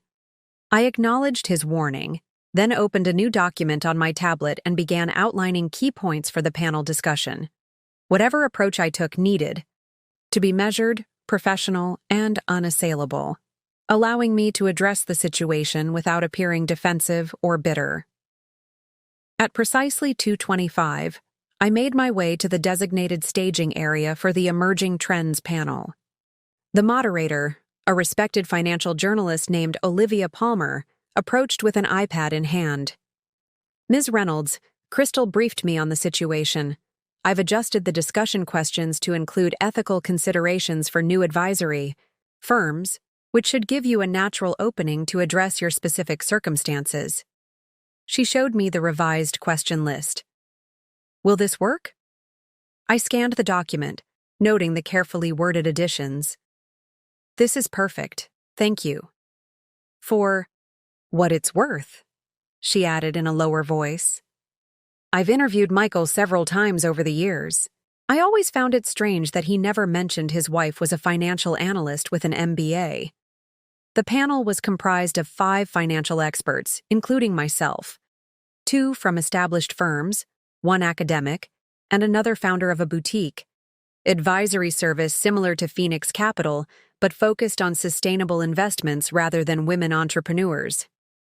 As we took our seats on stage, I noticed Michael slipping into the ballroom, positioning himself against the back wall where he could observe without being easily observed. Our eyes met briefly across the crowded room, his expression unreadable from this distance. The moderator began with general questions about market trends and advisory innovations, allowing each panelist to establish their expertise before directing the conversation toward ethical considerations. "Financial advisory is fundamentally built on trust," she noted, addressing the panel broadly. "Yet new firms often face questions about their credibility and potential conflicts of interest. Ginny, as the founder of Phoenix Capital, how do you address these concerns, particularly given your unique personal situation?" The moment had arrived. I leaned slightly toward the microphone, conscious of every eye in the room upon me, including Michael's. "Thank you for raising that point, Olivia. You're right that trust is paramount in our industry, and new ventures must be particularly transparent about potential conflicts." I paused briefly, scanning the attentive audience. I believe it's important to address directly what many in this room are already discussing privately: my connection to Michael Reynolds and Pearson Dynamics. A ripple of surprised murmurs passed through the audience. Few had expected me to acknowledge the situation so openly. "Yes, I am currently in divorce proceedings from Michael Reynolds. Yes, Phoenix Capital was established during this transitional period in my personal life. And yes, I have signed a consulting agreement with Lancaster Group, a competitor to my soon-to-be ex-husband's firm. I could see Michael shift his position against the wall, his posture tensing. These facts might suggest potential ethical concerns, which is precisely why Phoenix Capital has established rigorous ethical guidelines that exceed industry standards. I detailed the firewall procedures we'd implemented to prevent any sharing of confidential information, the transparent disclosure policies for all client interactions, and the independent ethics committee we'd established to review any potentially problematic situations. My business model focuses on identifying and supporting women entrepreneurs, not competing directly with established firms like Pearson Dynamics. In fact, I see potential for collaboration rather than competition, as these entrepreneurs eventually grow into clients that larger firms might serve. The moderator nodded approvingly. So you're essentially creating a new client pipeline that benefits the entire industry? Exactly. Phoenix Capital aims to address a significant market gap, one that represents an opportunity for all financial institutions, not just my firm. I allowed myself a small smile. Sometimes personal transitions reveal professional opportunities we might otherwise overlook. The discussion continued with questions about specific ethical safeguards and transparency measures, each of which I addressed with calm confidence. By the time the panel concluded, I had effectively diffused Michael's potential attack by acknowledging the situation directly and demonstrating that Phoenix Capital had anticipated and addressed any legitimate concerns. As we left the stage, I noticed Michael was no longer in his position by the wall. Valerie, Marcus's associate, approached quickly. "Impressive preemptive move," she said quietly. "Michael left halfway through your ethics explanation. He's currently in a heated discussion with his legal team in the lobby. Is he modifying his closing remarks?" I asked, already knowing the answer. According to the AV team, they're completely revising his presentation. Apparently, his plan to question Phoenix Capital's ethical foundation doesn't work quite as well after your panel performance. I nodded, absorbing this information as Crystal joined us, barely containing her satisfaction. "The symposium chair is thrilled with how you handled that," she informed me. "Several attendees have already approached her praising your professionalism in addressing what could have been an awkward situation." The remainder of the afternoon passed in a series of networking conversations and session observations. I deliberately maintained a visible presence, engaging thoughtfully in discussions and building connections with potential clients and partners. The strategic purpose was clear, demonstrating to everyone, especially Michael, that I was a legitimate financial professional in my own right, not merely a corporate wife stepping into a role beyond her capabilities. By 4:15, attendees were gathering for Michael's closing remarks. I chose a seat near the middle of the ballroom, not hiding, but not provocatively front row either. Jacob Harris from Lancaster Group deliberately took the seat beside me, a public show of support that would not go unnoticed. "Ready for whatever he has planned?" Jacob murmured as the room filled.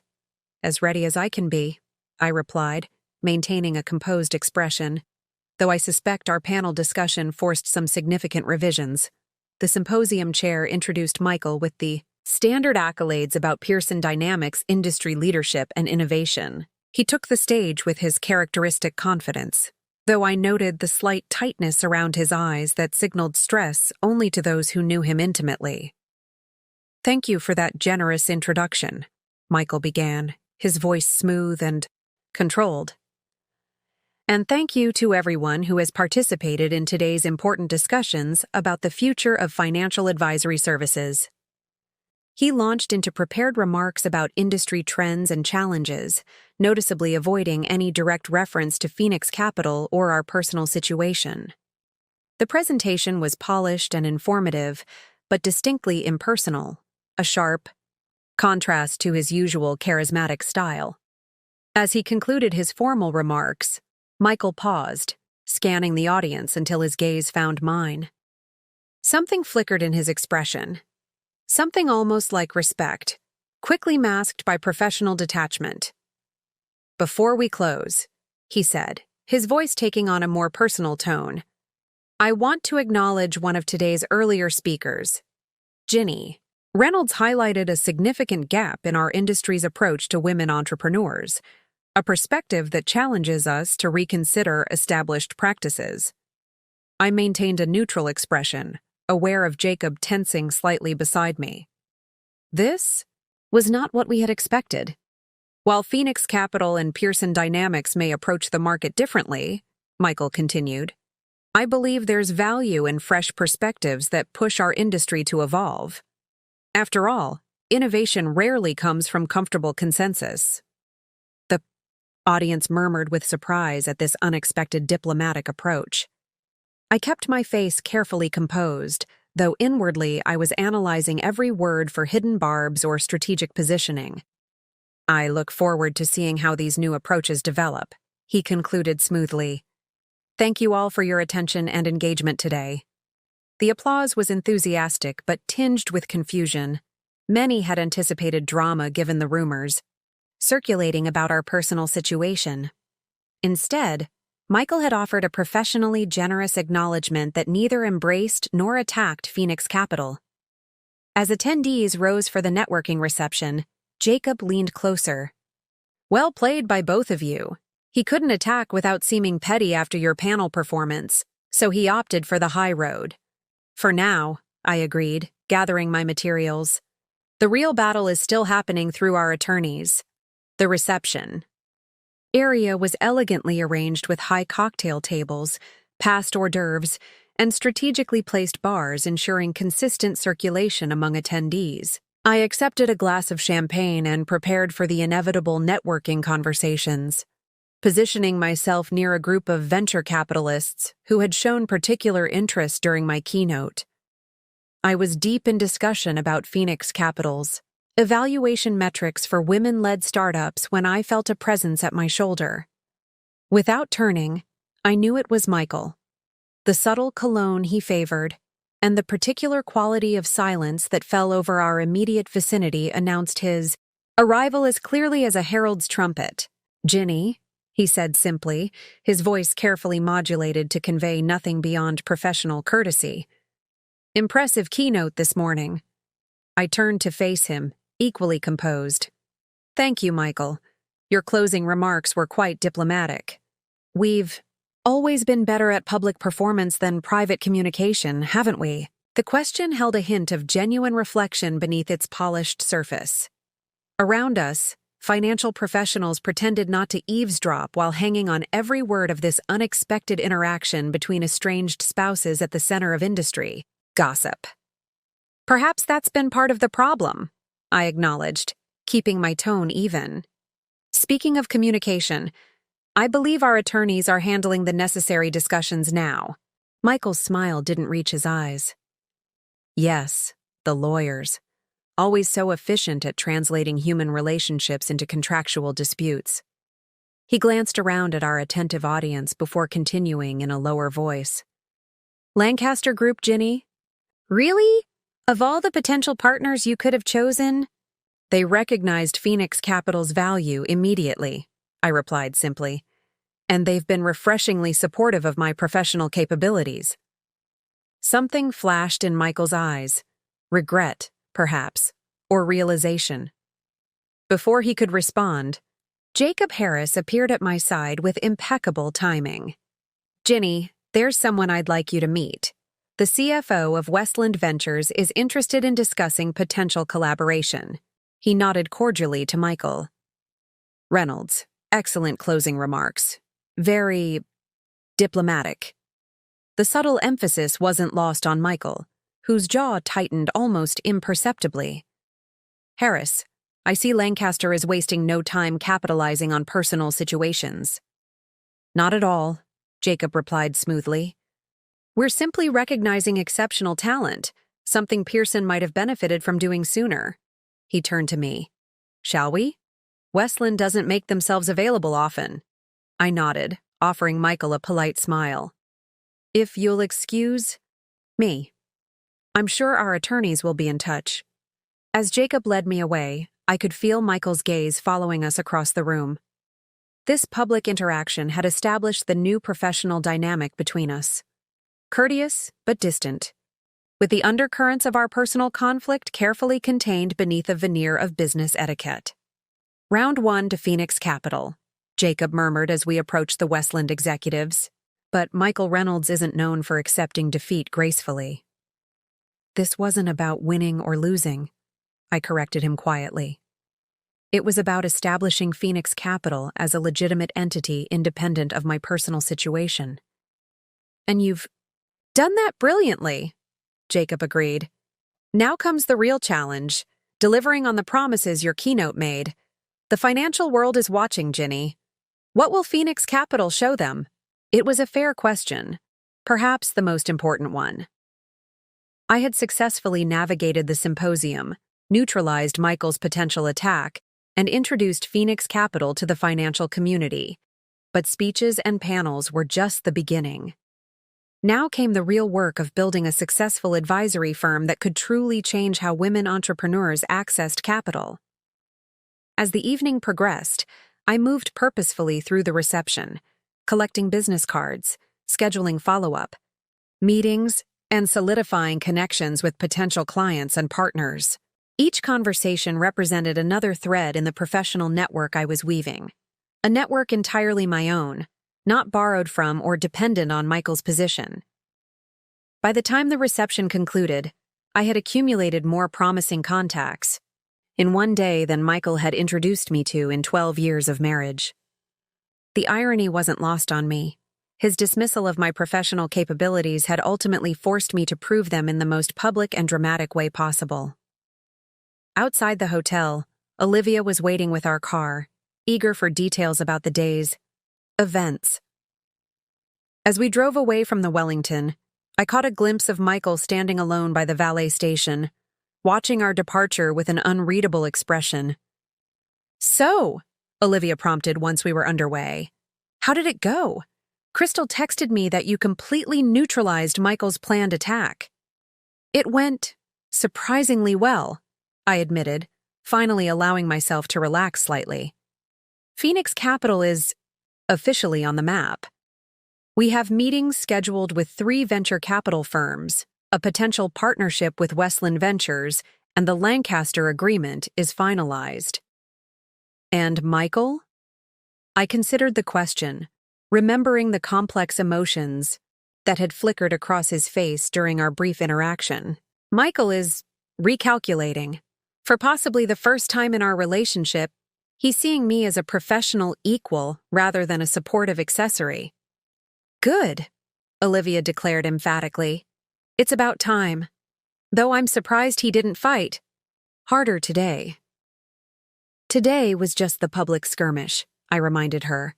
"The real battle is happening through our attorneys. Michael won't concede anything valuable without a fight, not the house, not financial assets, and certainly not his professional reputation." As if summoned by this observation, my phone buzzed with a text from Marcus Blackwell.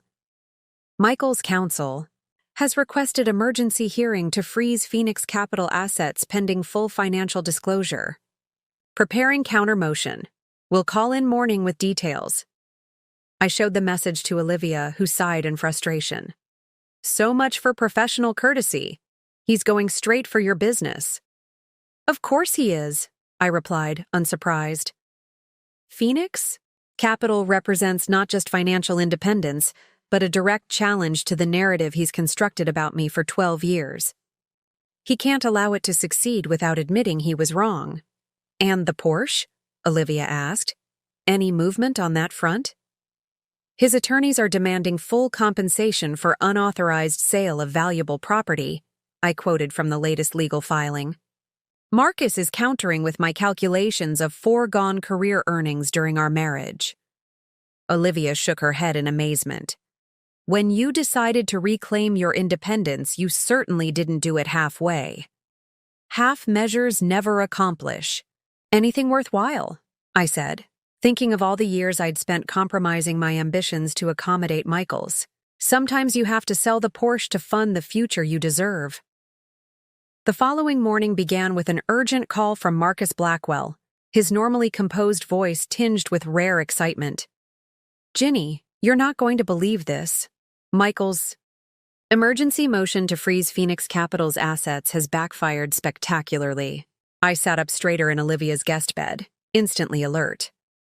"What happened?" "Judge Harriman is presiding over your case. She's known for her strong views on financial independence in divorce proceedings. She not only denied Michael's motion, but issued a strongly worded statement about the importance of supporting entrepreneurial endeavors during marriage dissolution." I could hardly believe what I was hearing. "So Phoenix Capital's assets are protected?" "Better than that," Marcus continued. "The judge has specifically prohibited Michael from taking any actions that might interfere with your business operations or relationships. He's essentially been legally barred from undermining Phoenix Capital in any way." Relief washed over me, followed quickly by vindication. "That's incredible news." "There's more," Marcus added. "Judge Harriman has expedited the financial discovery process. Michael's team has 7 days to provide complete disclosure of all Pearson Dynamics holdings and his personal assets." The implications were significant. Michael had always been secretive about certain aspects of his finances, particularly his offshore investments and the exact structure of his ownership stake in Pearson Dynamics. Expedited discovery would force transparency he'd likely been hoping to avoid. "Has Michael's attorney responded?" I asked, already imagining his reaction to this unexpected setback. "They've requested a private meeting with the judge, which was promptly denied. I believe they're scrambling to adjust their strategy." Marcus sounded satisfied, the way attorneys do when outmaneuvering aggressive opposition. "In the meantime, you should proceed with business development for Phoenix Capital as aggressively as possible. The temporary orders effectively create a protective bubble around your operations." After hanging up with Marcus, I immediately called Olivia to share the news, finding her already awake and working on Phoenix Capital's marketing materials. "The universe is delivering some well-deserved karma," she declared when I explained the judge's ruling. "And speaking of good news, you've received 17 emails overnight from symposium attendees seeking meetings. Your keynote definitely made an impression." The day unfolded in a whirlwind of business development activities. By noon, I had confirmed meetings with 5 potential clients, finalized the consulting agreement with Lancaster Group, and begun interviewing candidates for Phoenix Capital's first staff positions. The momentum was exhilarating after years of suppressing my professional ambitions. Around 2 o'clock, Crystal called with unexpected information. "I thought you should know. Michael has withdrawn as CEO from the Richardson Fund project." The Richardson Fund was a major philanthropic initiative focused on inner-city financial education, one that Pearson Dynamics had been spearheading for months. He's citing personal commitments that prevent him from giving the project adequate attention. This was surprising. The Richardson Fund had been Michael's pet project, a prestigious appointment that enhanced both his personal brand and Pearson Dynamics' reputation for corporate social responsibility. "That's not like Michael," I observed. "He's never withdrawn from high-profile commitments, regardless of personal circumstances." My sources at Pearson say he's been canceling other engagements too. Board meetings, client dinners, even the quarterly strategy retreat next week. Crystal's voice held the careful neutrality of someone delivering significant intelligence. "Apparently he's been closeted with his legal team and financial advisors almost constantly since the symposium." After we hung up, I pondered this information while reviewing applications for Phoenix Capital's analyst positions. Michael withdrawing from professional commitments was completely out of character. Throughout our marriage, he had prioritized work above everything, including our relationship. For him to suddenly reverse that pattern suggested something significant was happening behind the scenes.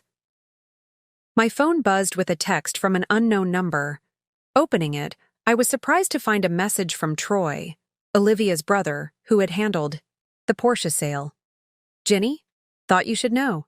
Michael came by the dealership this morning asking detailed questions about the Porsche transaction." Very interested in the exact sale price and timing. Just a heads up. I forwarded the text to Marcus, who responded almost immediately. Interesting. He should have received that information through Discovery. Suggests he's investigating independently. Will notify Judge Harriman of potential harassment of third-party witnesses. The pieces were beginning to form a puzzling pattern. Michael withdrawing from professional commitments, investigating the Porsche sale outside proper legal channels, meeting continuously with his legal and financial teams.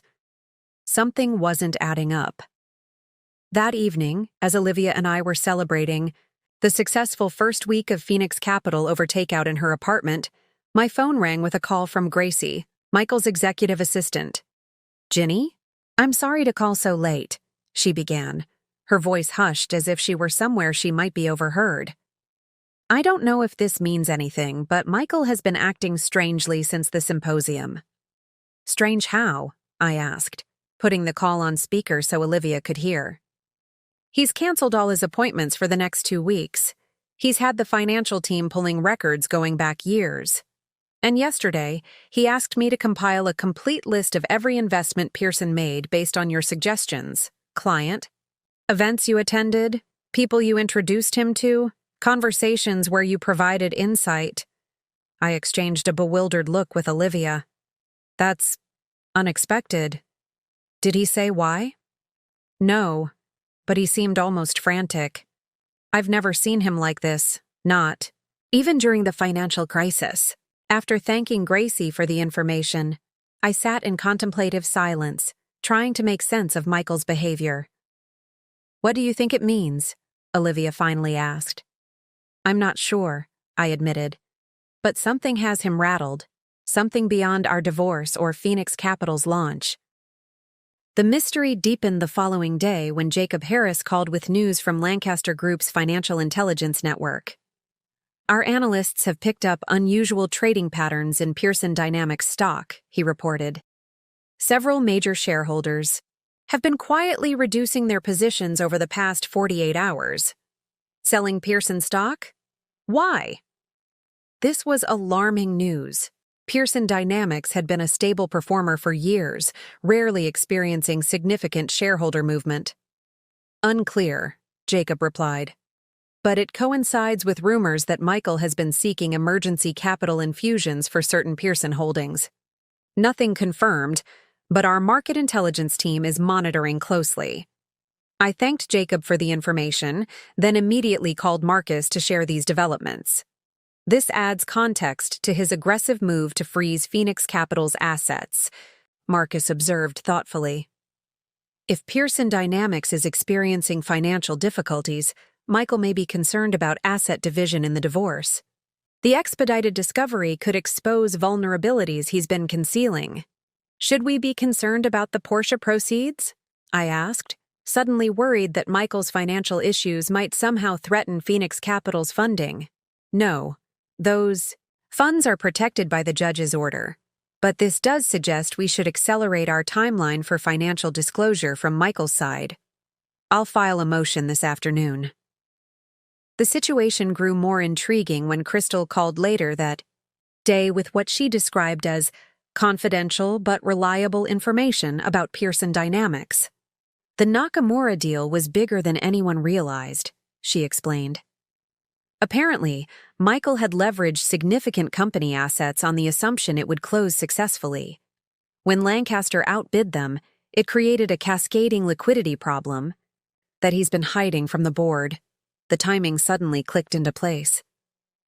Our anniversary dinner, I realized. He wasn't celebrating a successful closing. He was hiding from the fallout of a catastrophic failure. Exactly. And now with the divorce proceedings shining a spotlight on Pearson's finances, he can't keep it hidden much longer. I spent the next few hours reviewing everything I knew about Pearson Dynamics' financial structure, drawing on both my MBA education and the countless conversations I'd overheard during business dinners at our home. Michael had always been proud of his innovative approach to leveraging company assets for major acquisitions, an approach I had privately considered excessively risky during market volatility. Had the Nakamura failure exposed structural weaknesses in Pearson's financial foundation? It would explain Michael's frantic behavior, his withdrawal from public commitments, and his desperate attempt to freeze Phoenix Capital's assets before his own financial house of cards collapsed. The irony was almost too perfect. While Michael had dismissed my financial acumen for years, it might be my understanding of his business model that now gave me the upper hand in our divorce proceedings. I called Marcus again, sharing my analysis of Pearson's potential vulnerabilities, based on what I knew about their leveraging strategies. "This is extremely valuable insight, Ginny," he said after I'd finished explaining. "If you're correct about the structural issues, the timing of our financial discovery couldn't be better. We'll be able to establish accurate valuation of Pearson dynamics before any potential market correction affects asset division. And Phoenix Capital? Completely insulated thanks to Judge Harriman's orders. In fact, if Pearson experiences significant difficulties, it could actually enhance Phoenix Capital's position in the market. Clients might seek alternatives to traditional investment approaches, exactly the niche you're developing." That evening, as I was finalizing Phoenix Capital's first official client proposal for a promising sustainable fashion startup led by two female entrepreneurs, my phone lit up with a call from a number I'd never expected to see again. Our home landline. For a moment, I hesitated, torn between curiosity and caution. After 5 rings, I finally answered. "Hello? Where are you?" Michael's voice sounded strange, tight with strain and something else I couldn't immediately identify. "I need to talk to you, not through lawyers, just us." "That's not appropriate at this stage of our proceedings," I replied carefully, mindful of Marcus's advice to avoid direct negotiations. "If you have something to discuss, it should go through proper channels." "Damn it, Ginny, this isn't about the divorce." The unusual edge in his voice sharpened. "This is about—" He stopped abruptly. "I need 15 minutes. Face to face, please." The please caught me off guard. In 12 years of marriage, I could count on one hand the number of times Michael had genuinely pleaded for anything. "Why?" I asked simply. There was a long pause, then, "Because you were right. About everything. About Pearson's leveraging strategy. About the risks I've been taking. About a lot of things." I absorbed this unexpected admission in silence, trying to determine if it was genuine contrition or strategic maneuvering. "If this is about financial disclosure, Marcus has already—" "It's not about the legal proceedings," he interrupted. "It's about preventing a complete disaster, the kind that affects more than just us. Employees, clients, investors. I need your insight." Just once more, something in his tone, a vulnerability I'd never heard before, made me reconsider my automatic refusal. Michael Reynolds did not admit weakness or ask for help. For him to do so now suggested a truly desperate situation. "Tomorrow morning," I decided. "The cafe at the Westbrook Hotel, 8 a.m., 15 minutes, as you said." "Thank you," he replied, genuine relief evident in his voice. "And Ginny, come alone. No lawyers, no Lancaster representatives, just you."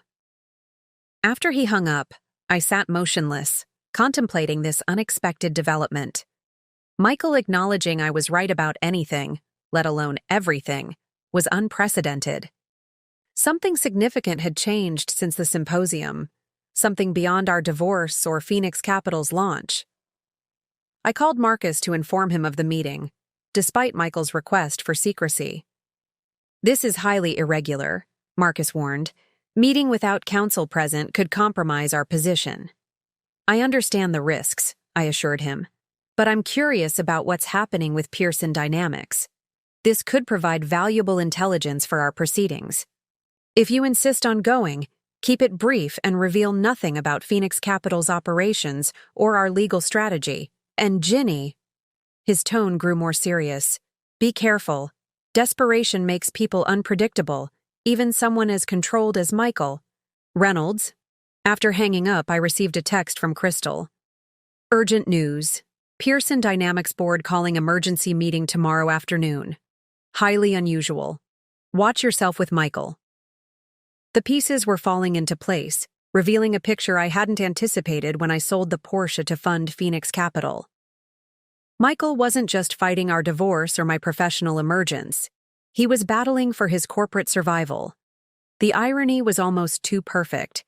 While I had been building Phoenix Capital from the ground up, Michael's carefully constructed business empire was potentially crumbling due to exactly the kind of reckless leveraging I had cautioned against during our marriage. As I prepared for bed in Olivia's guest room, I couldn't help but wonder what tomorrow's meeting would reveal. Michael had always been a masterful strategist. Was this genuine desperation or another calculated move in our ongoing chess match? Either way, I would approach our meeting with the same clear-eyed pragmatism that had guided Phoenix Capital's creation. Michael might have finally recognized my financial acumen, but that didn't mean I would allow him to use it at my expense. The woman who had once subordinated her ambitions to his convenience no longer existed. In her place stood the founder of Phoenix Capital, ready to listen, but no longer willing to sacrifice her interests for his benefit. Sleep eluded me that night despite my exhaustion. I lay awake in Olivia's guest room, staring at the ceiling as I mentally prepared for my meeting with Michael. What could be so dire that he would reach out directly, bypassing our attorneys and admitting he needed my help? The Michael I knew would rather suffer in silence than acknowledge any weakness, particularly to me. Around 3 a.m., I gave up on sleep altogether and moved to the living room with my laptop. If I was going to meet Michael in 5 hours, I wanted to be fully informed about Pearson Dynamics' current situation. I searched financial news sites, investment forums, and business blogs for any hints of trouble. The public information revealed nothing alarming. Stock prices had dipped slightly, but not dramatically, and there were no official announcements of restructuring or leadership changes. Whatever was happening remained behind closed doors for now. I shifted my focus to what I personally knew about Pearson's financial structure, particularly their approach to leveraging assets for major acquisitions. Michael had always favored an aggressive strategy, using existing client accounts as collateral for expansion moves. It was legally permissible, but ethically questionable and extremely risky if a major deal fell through. Like the Nakamura deal, a theory began forming in my mind, one that connected Michael's increasingly erratic behavior, the emergency board meeting, and his desperate outreach to me.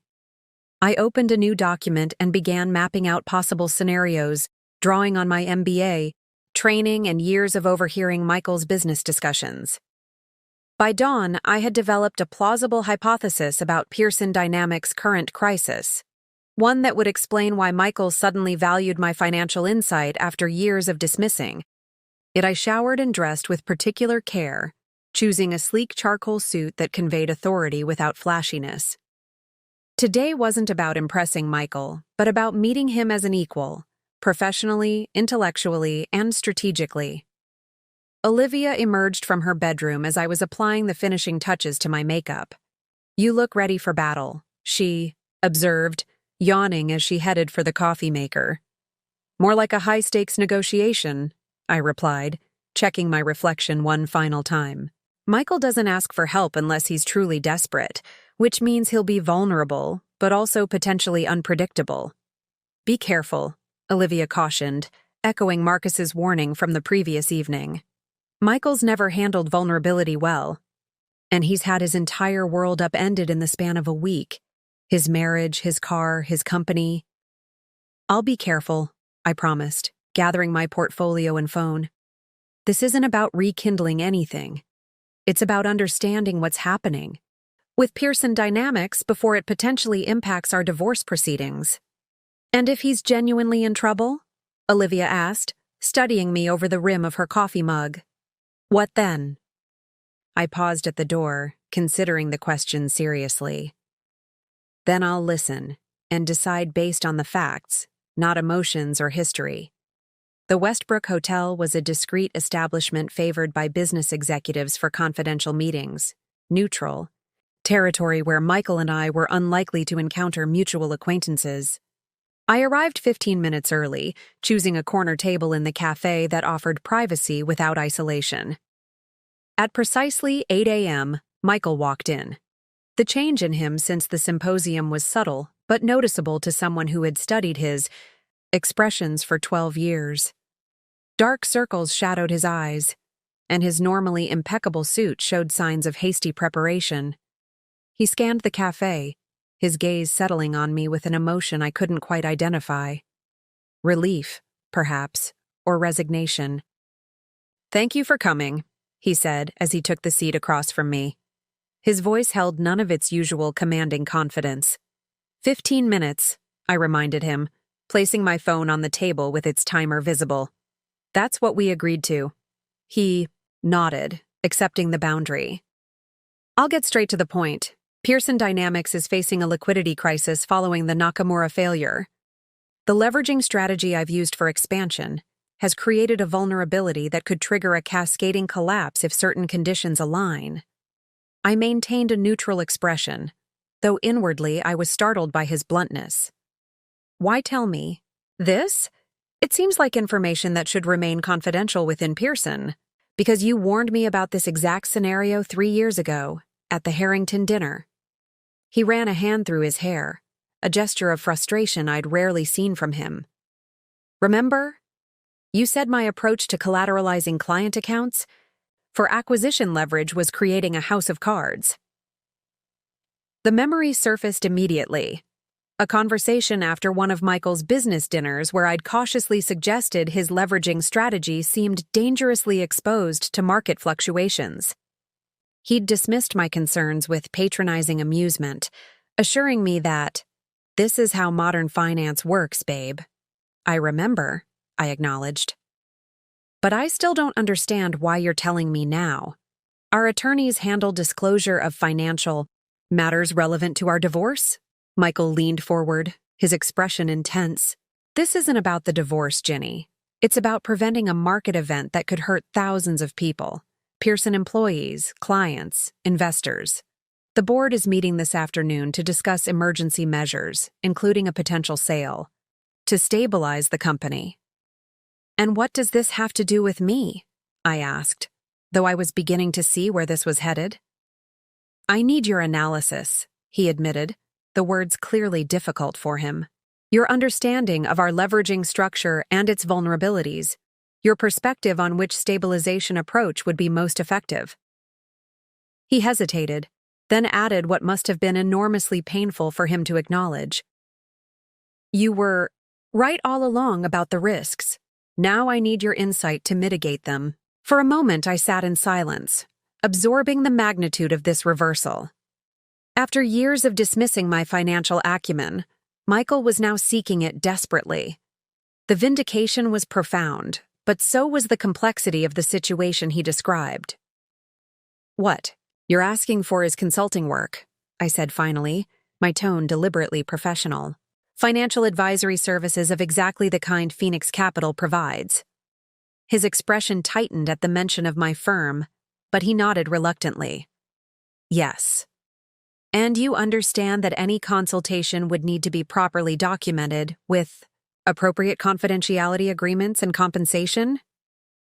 "Ginny, there's always time for proper business procedures, Michael," I interrupted firmly. "Especially in crisis situations. That's another thing I tried to tell you over the years." He exhaled sharply, frustration warring with desperation. "Fine, whatever documentation you need, but it has to happen quickly. The board meets at 2. I checked the timer on my phone. 3 minutes remaining in our agreed 15. I'll need complete access to Pearson's current financial structure, the specific leveraging arrangements for the Nakamura deal, and the board's proposed stabilization options." I spoke briskly, establishing professional parameters. "I'll also need written acknowledgement that this consultation doesn't constitute any waiver of rights or positions in our ongoing divorce proceedings." Michael nodded, relief washing over his features. "Agreed to all conditions. I can have the documents delivered to you within the hour. Have them sent to Phoenix Capital's office. I directed, providing the address. I'll review them there and provide my analysis by noon. As I stood to leave, Michael remained seated, looking up at me with an expression I'd never seen before, a mixture of regret and something that might almost have been respect.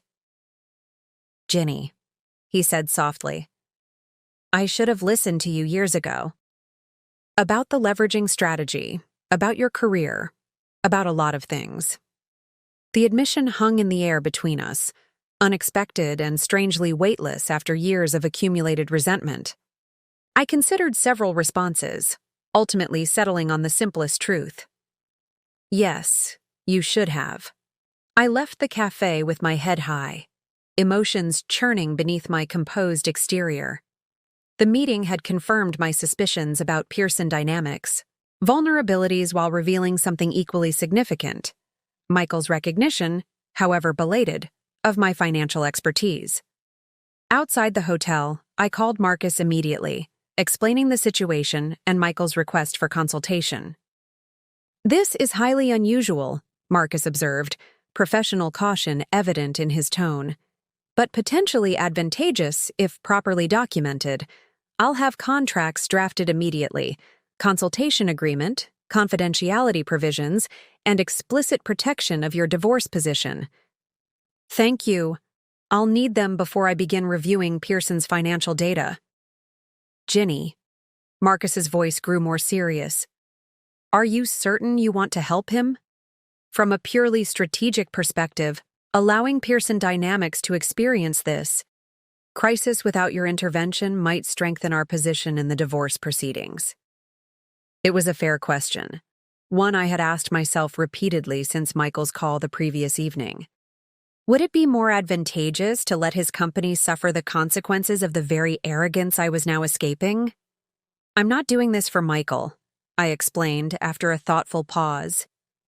"I'm doing it for the employees and clients who would be affected by a Pearson collapse. And frankly, I'm doing it for Phoenix Capital. Successfully consulting on a crisis of this magnitude would establish my firm's credentials more effectively than any marketing campaign." Marcus chuckled appreciatively, turning adversity into opportunity. "Well played." I arrived at Phoenix Capital's office to find Olivia already there, concern etched on her face. "What happened with Michael? You've been unusually quiet since the meeting."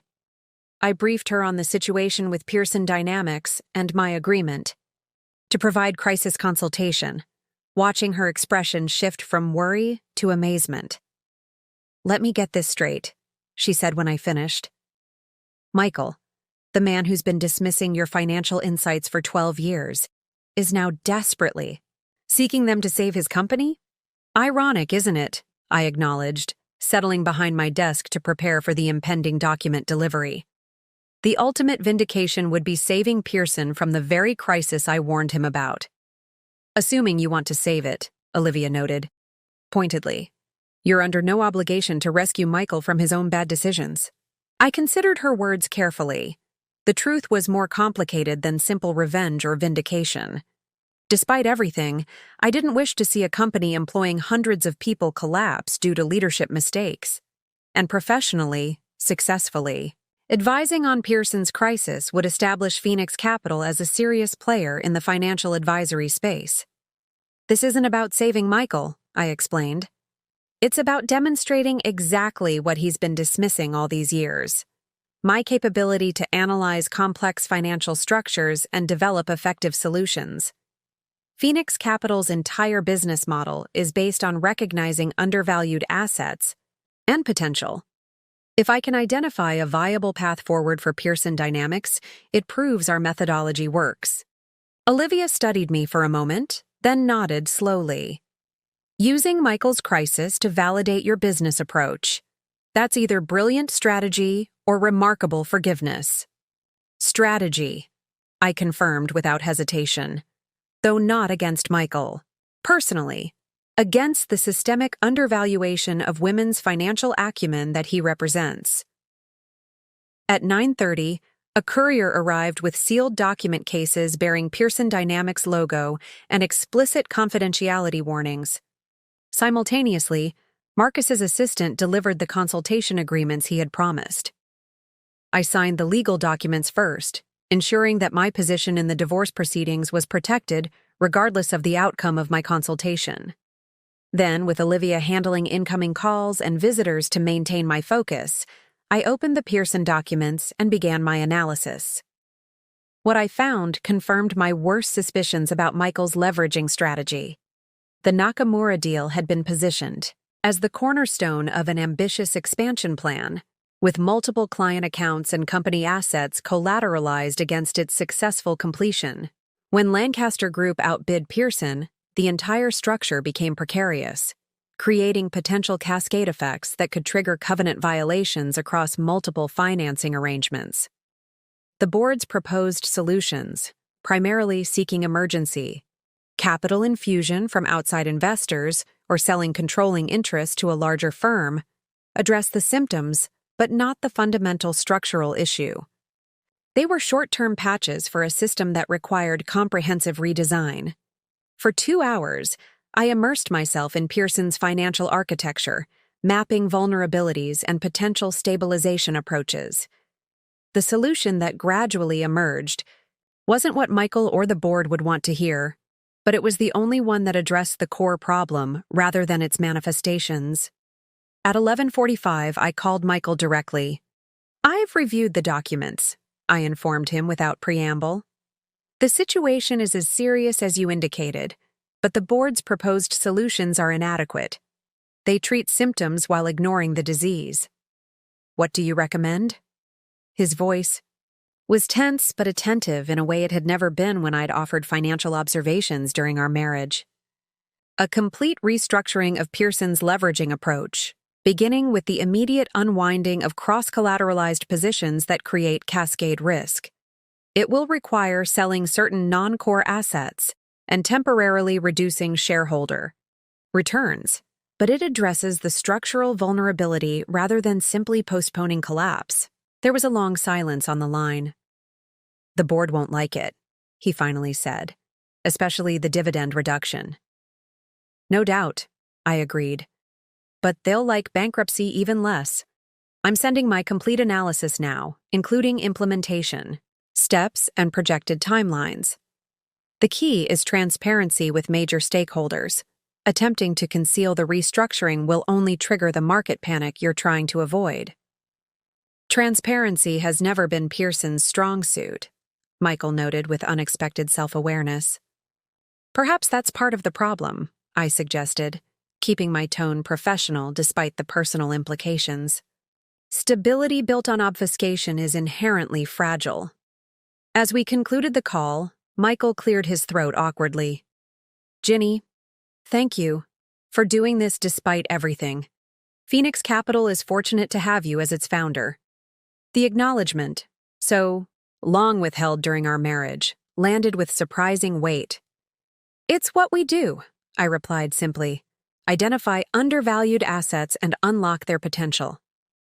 After sending my analysis to Michael, I sat alone in my office, a strange mix of emotions washing over me. Professional satisfaction at having successfully analyzed a complex financial crisis. Vindication that Michael had finally recognized capabilities he'd dismissed for years, and an unexpected sense of closure regarding our marriage. In helping Pearson Dynamics navigate its crisis, I had demonstrated more conclusively than any argument could have that Michael had been wrong to dismiss my financial acumen. The very expertise he had discouraged me from developing had now become his company's potential salvation. The Porsche sale that had initially seemed like an act of rebellion had set in motion a chain of events leading to this moment of perfect clarity. By funding Phoenix Capital, it had created the very entity through which I could now demonstrate my value to the financial world, including to the man who had failed to see it for 12 years. I spent the remainder of the afternoon handling Phoenix Capital's growing client inquiries, deliberately focusing on business development, rather than wondering about Pearson Dynamics' board meeting. Whatever decision they made regarding my recommendations was now in Michael's hands. My responsibility had ended with delivering the analysis. At precisely 5:30 p.m., my phone rang with Michael's number. The board approved your restructuring plan, he announced without preamble. It wasn't unanimous, but the majority recognized it as the only viable long-term solution. That's encouraging, I replied, maintaining professional detachment despite my curiosity. Will you be leading the implementation? There was a pause before Michael answered. No. The board has requested that I step down as CEO during the restructuring process. They feel new leadership would better facilitate the transparency requirements you outlined. The news was surprising but not entirely unexpected. Michael's leadership style had always emphasized achievement over process, results over methodology. A restructuring that required systematic unwinding of complex leveraging arrangements would demand patience and attention to detail that weren't his natural strengths. I see, I said carefully. And their choice for interim leadership? That's actually why I'm calling. Michael's voice took on an odd quality, hesitant yet determined. The board has authorized me to approach you with an offer. They want Phoenix Capital to oversee the restructuring process, with you personally serving as special advisor to the interim CEO. I nearly dropped the phone in shock. Me? The board wants me? Your analysis impressed them, particularly the way you identified structural vulnerabilities that our own financial team had overlooked. They believe your outsider perspective combined with your understanding of Pearson's operations makes you uniquely qualified. The irony was almost too perfect. After years of dismissing my financial insights, Michael's board now saw them as the company's potential salvation. And you? I asked, genuinely curious about his position. Do you support this proposal? Another pause, longer this time. Yes, he finally admitted. Your analysis was exceptional. You saw connections and risks that I missed, despite having all the same information at my disposal. Pearson Dynamics needs exactly the kind of clear-eyed evaluation Phoenix Capital specializes in. The acknowledgement, so long withheld during our marriage, should have felt triumphant. Instead, it left me with a complicated mixture of vindication and sadness for what might have been if Michael had recognized my capabilities years earlier. I'll need to discuss this with my team, I replied, keeping my tone businesslike. The engagement would need to be structured to avoid any conflicts of interest, particularly given our ongoing divorce proceedings. Of course, Michael agreed quickly. The board is prepared to offer very favorable terms. They understand the unusual circumstances. After we ended the call, I sat in stunned silence, contemplating this unexpected development. Phoenix Capital had gone from concept to being courted by a major financial firm in just over a week. My professional judgment, so long dismissed by Michael, was now being sought at the highest levels of his company. I called Marcus immediately to discuss the legal implications of accepting such an engagement during divorce proceedings. It's unusual, but not unprecedented, he advised after careful consideration. We would need extremely clear boundaries between the consulting relationship and divorce negotiations. No discussions of personal matters during business meetings, complete separation of compensation from marital asset considerations, and detailed documentation of all services provided. And strategically, I pressed, does this help or hurt our position? Potentially helps, Marcus replied thoughtfully. It establishes your professional value in concrete terms that would be difficult for Michael's counsel to dispute. It also demonstrates good faith on your part, a willingness to contribute constructively despite personal differences. Next, I called Jacob Harris at Lancaster Group to ensure our consulting agreement wouldn't be compromised by working with Pearson Dynamics. Actually, this could be advantageous for all parties, Jacob suggested after I explained the situation. Lancaster's interest in Nakamura wasn't to damage Pearson, merely to secure a valuable acquisition. A stable Pearson Dynamics benefits the entire financial ecosystem, including Lancaster. By the time Olivia arrived with dinner, we'd taken to working late at the Phoenix Capital office. I had gathered enough legal and strategic input to make an informed decision. They want you to save the company, she marveled, shaking her head as she unpacked containers of Thai food.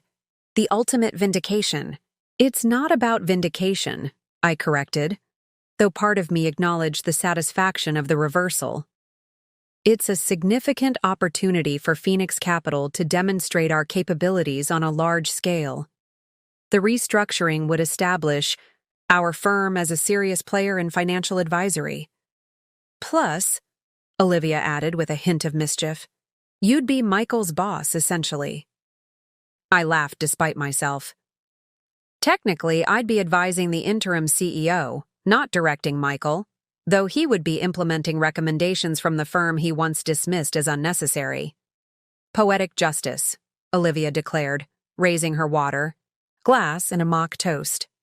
To the car that funded the company that saved the company. The following morning, I scheduled a formal meeting with Pearson Dynamics Board to discuss the potential advisory relationship.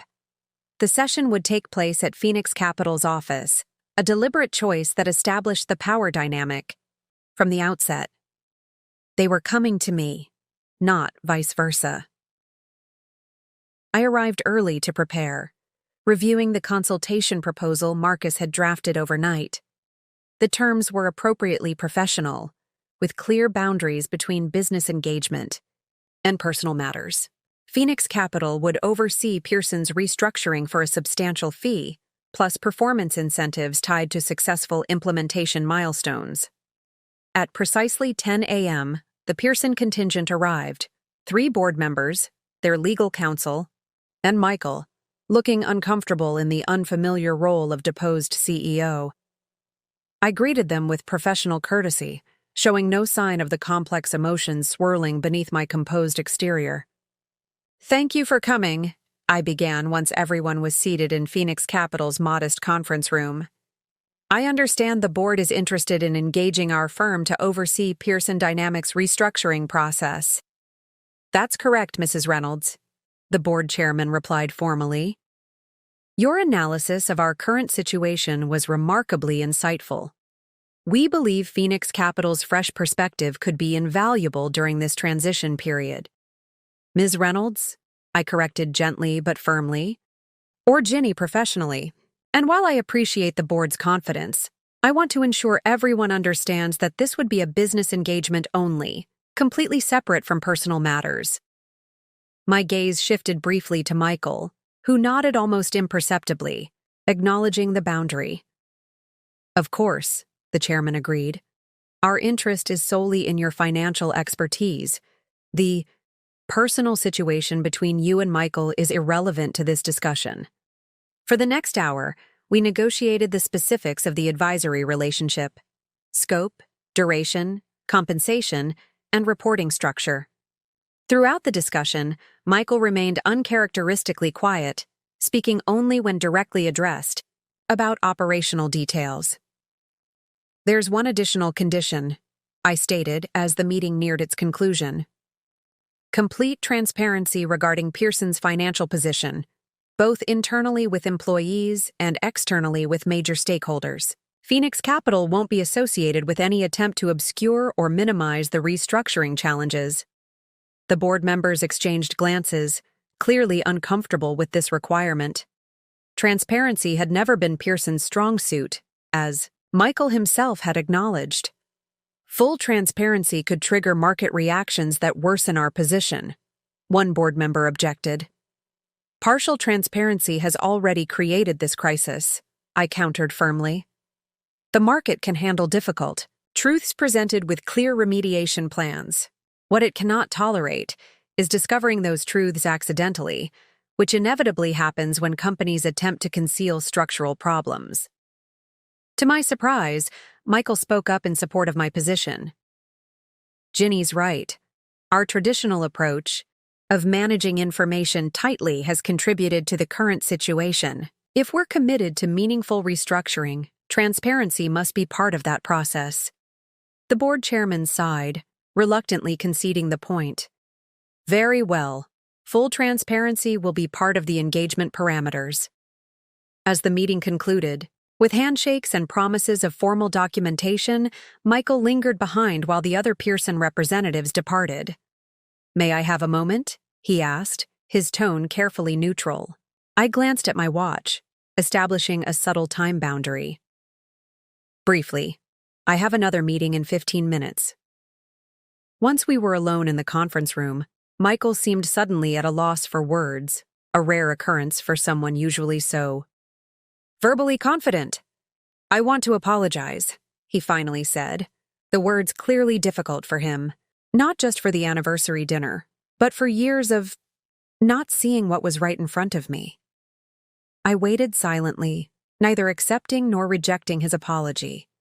When I received your analysis yesterday, he continued, it was like seeing a completely different person emerge from someone I thought I knew intimately. The clarity, the precision, the strategic foresight. It was exceptional, Ginny. And it made me realize how much I've missed by dismissing your perspective all these years. The acknowledgement, so long withheld, landed with unexpected weight. For a moment, I allowed myself to imagine an alternate timeline where Michael had recognized my capabilities years ago, where we had built something meaningful together as true partners rather than as success story and supportive spouse. Thank you for saying that, I replied simply. It means something to hear it, even now. Is there any chance?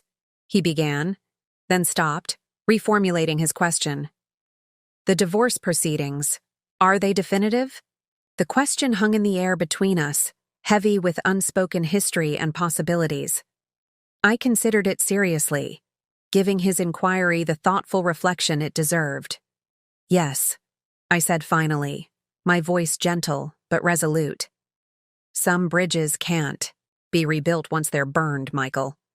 Too many anniversaries missed, too many dreams deferred, too many capabilities dismissed. Phoenix Capital exists because you consistently undervalued what I could contribute. That fundamental pattern doesn't change with one moment of crisis-induced recognition. He nodded slowly, accepting the finality of my decision with surprising grace. I understand. For what it's worth, I respect what you've built here.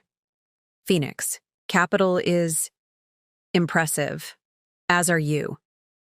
We'll work together professionally to stabilize Pearson Dynamics, I assured him, steering the conversation back to safer ground. Phoenix Capital is committed to successful restructuring that protects employees and stakeholders. And after that, he asked, when the restructuring is complete and the divorce finalized? I allowed myself a small smile. After that, we'll be what we perhaps should have been from the beginning, professional colleagues with separate lives, observing appropriate boundaries and mutual respect. As Michael left, I felt a strange sense of closure. Not the vindictive satisfaction I might have expected when I first sold the Porsche, but something quieter and more profound. In helping save Pearson Dynamics, I wasn't rescuing Michael but demonstrating conclusively that my capabilities had always been real, always been valuable, always been worthy of recognition. The remainder of the day passed in a blur of activity, finalizing the Pearson Advisory Agreement, briefing Phoenix Capital's small but growing team on the engagement, and continuing discussions with potential clients who had approached us following the Women in Finance Symposium. That evening, as Olivia and I celebrated the Pearson contract with a quiet dinner at her apartment, she studied me with curious assessment. You seem different, she observed, more at peace somehow. I expected you to be gloating about Michael having to come to you for help, but instead you seem almost compassionate. I considered her observation, searching for the right words to explain my complicated emotions. It's not compassion exactly, I clarified. It's the realization that this was never about Michael specifically, but about what he represented, the systematic devaluation of women's capabilities in finance and beyond. Saving Pearson Dynamics isn't about helping him personally. It's about demonstrating conclusively that the perspectives he dismissed are precisely what the industry needs. Using the master's tools to dismantle the master's house, Olivia suggested. More, like using my own tools to build something better, I corrected. Phoenix Capital isn't defined by opposition to traditional finance, but by recognition of overlooked value. whether in women entrepreneurs or restructuring opportunities. My phone buzzed with an email notification, the formal advisory agreement, from Pearson Dynamics, ready for signature. The compensation terms were even more favorable than we'd negotiated that morning, with additional performance incentives for successful restructuring milestones. "They really need you," Olivia noted, reading over my shoulder. "They need what I've always had to offer," I amended. "The capacity to see connections others miss and value what others dismiss." It just took selling Michael's Porsche for them to finally notice. As I signed the agreement, formally establishing Phoenix Capital as Pearson Dynamics' restructuring advisor, I felt the strange symmetry of the situation. The car that Michael had valued above our anniversary dinner had funded the business that would now save his company from the very risks I had warned him about years ago. Sometimes the path to recognition requires dramatic action, like selling a beloved Porsche to fund a dream business. And sometimes that dream business becomes exactly what's needed to solve problems created by those who dismissed it as unnecessary in the first place. The next few weeks unfolded in a whirlwind of activity as Phoenix Capital began implementing Pearson Dynamics' restructuring plan. I assembled a small but highly effective team, bringing on 2 experienced financial analysts and a restructuring specialist to manage the day-to-day aspects of the engagement while I focused on strategic direction and stakeholder communication. Michael, despite his official removal as CEO, remained involved as a board member and institutional knowledge resource. Our interactions maintained strict professional boundaries, focused exclusively on business matters with no reference to our personal history or ongoing divorce proceedings. 3 weeks into the restructuring process, we scheduled a comprehensive presentation for Pearson's major investors and stakeholders, the transparency initiative I had insisted upon as a condition of our engagement. The event would take place at Pearson headquarters, with joint presentations from Phoenix Capital and Pearson's interim leadership team. The morning of the presentation, I arrived early to review the final slides and coordinate with Pearson's communications department. As I walked through the familiar marble lobby, a space I had visited countless times as Michael's wife but never as a professional advisor, I experienced a strange sense of déjà vu, mixed with profound difference. Same building, same people greeting me, but an entirely transformed context. "Ms. Reynolds," the receptionist welcomed me with newfound respect.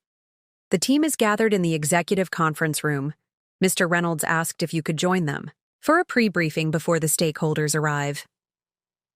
I took the executive elevator to the top floor, mentally reviewing key points from our presentation. The restructuring plan was progressing well, with initial stabilization measures already improving. Pearson's liquidity position. Today's presentation would outline the longer-term structural changes needed to prevent similar crises in the future.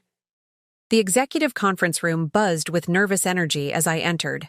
Pearson's interim CEO, several board members, and the communications team reviewing talking points and fielding last-minute questions. Michael stood slightly apart, gazing out the floor-to-ceiling windows with an expression of uncharacteristic contemplation. "Ginny," the interim CEO greeted me warmly. "Perfect timing. We were just discussing the Q&A strategy for today's session. Particularly regarding Michael's role in the leveraging decisions that created the current situation," clarified one board member, his tone carrying subtle accusation. I glanced at Michael, who continued staring out the window without responding to the implied criticism. This was the aspect of transparency he was struggling with most, acknowledging publicly that his leadership decisions had contributed to Pearson's vulnerabilities. "Our communication strategy remains consistent," I stated firmly.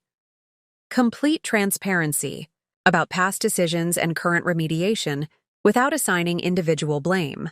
This isn't about identifying villains, but about demonstrating systemic corrections." The interim CEO nodded gratefully. "Exactly right. This presentation needs to focus on solutions, not scapegoating."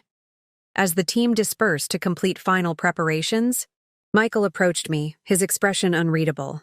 "A moment?" he requested quietly. I checked my watch. "Briefly, the stakeholders will be arriving in 30 minutes. He led me to a small side office, closing the door to ensure privacy. "I wanted to thank you," he began awkwardly, "for the way you've handled this situation. You could have used the presentation to highlight my mistakes, but instead, you've kept the focus on structural solutions. Phoenix Capital's reputation is built on solving problems, not assigning blame," I replied professionally. "Personalizing the crisis wouldn't serve anyone's interests, including mine."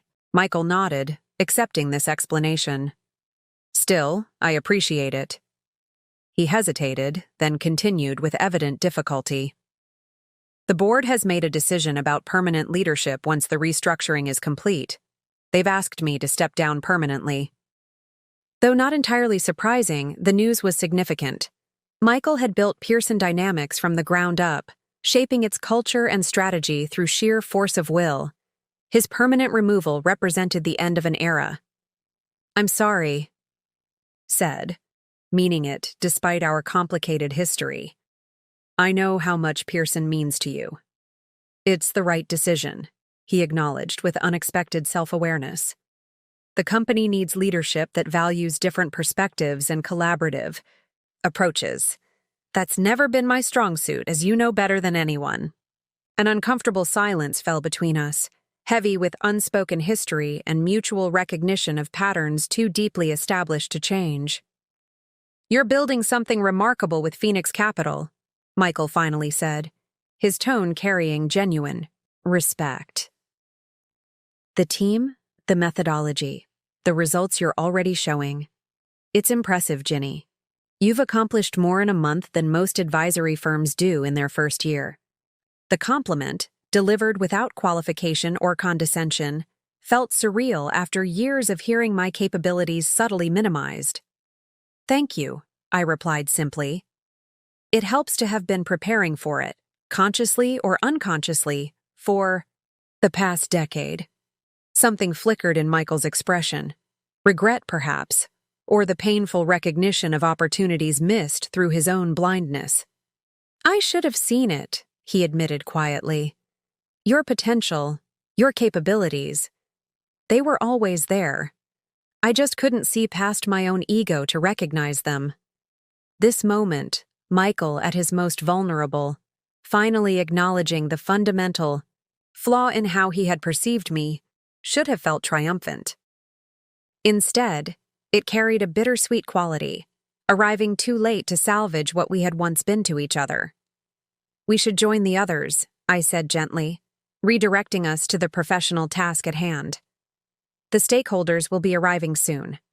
The presentation itself unfolded with precision and transparency.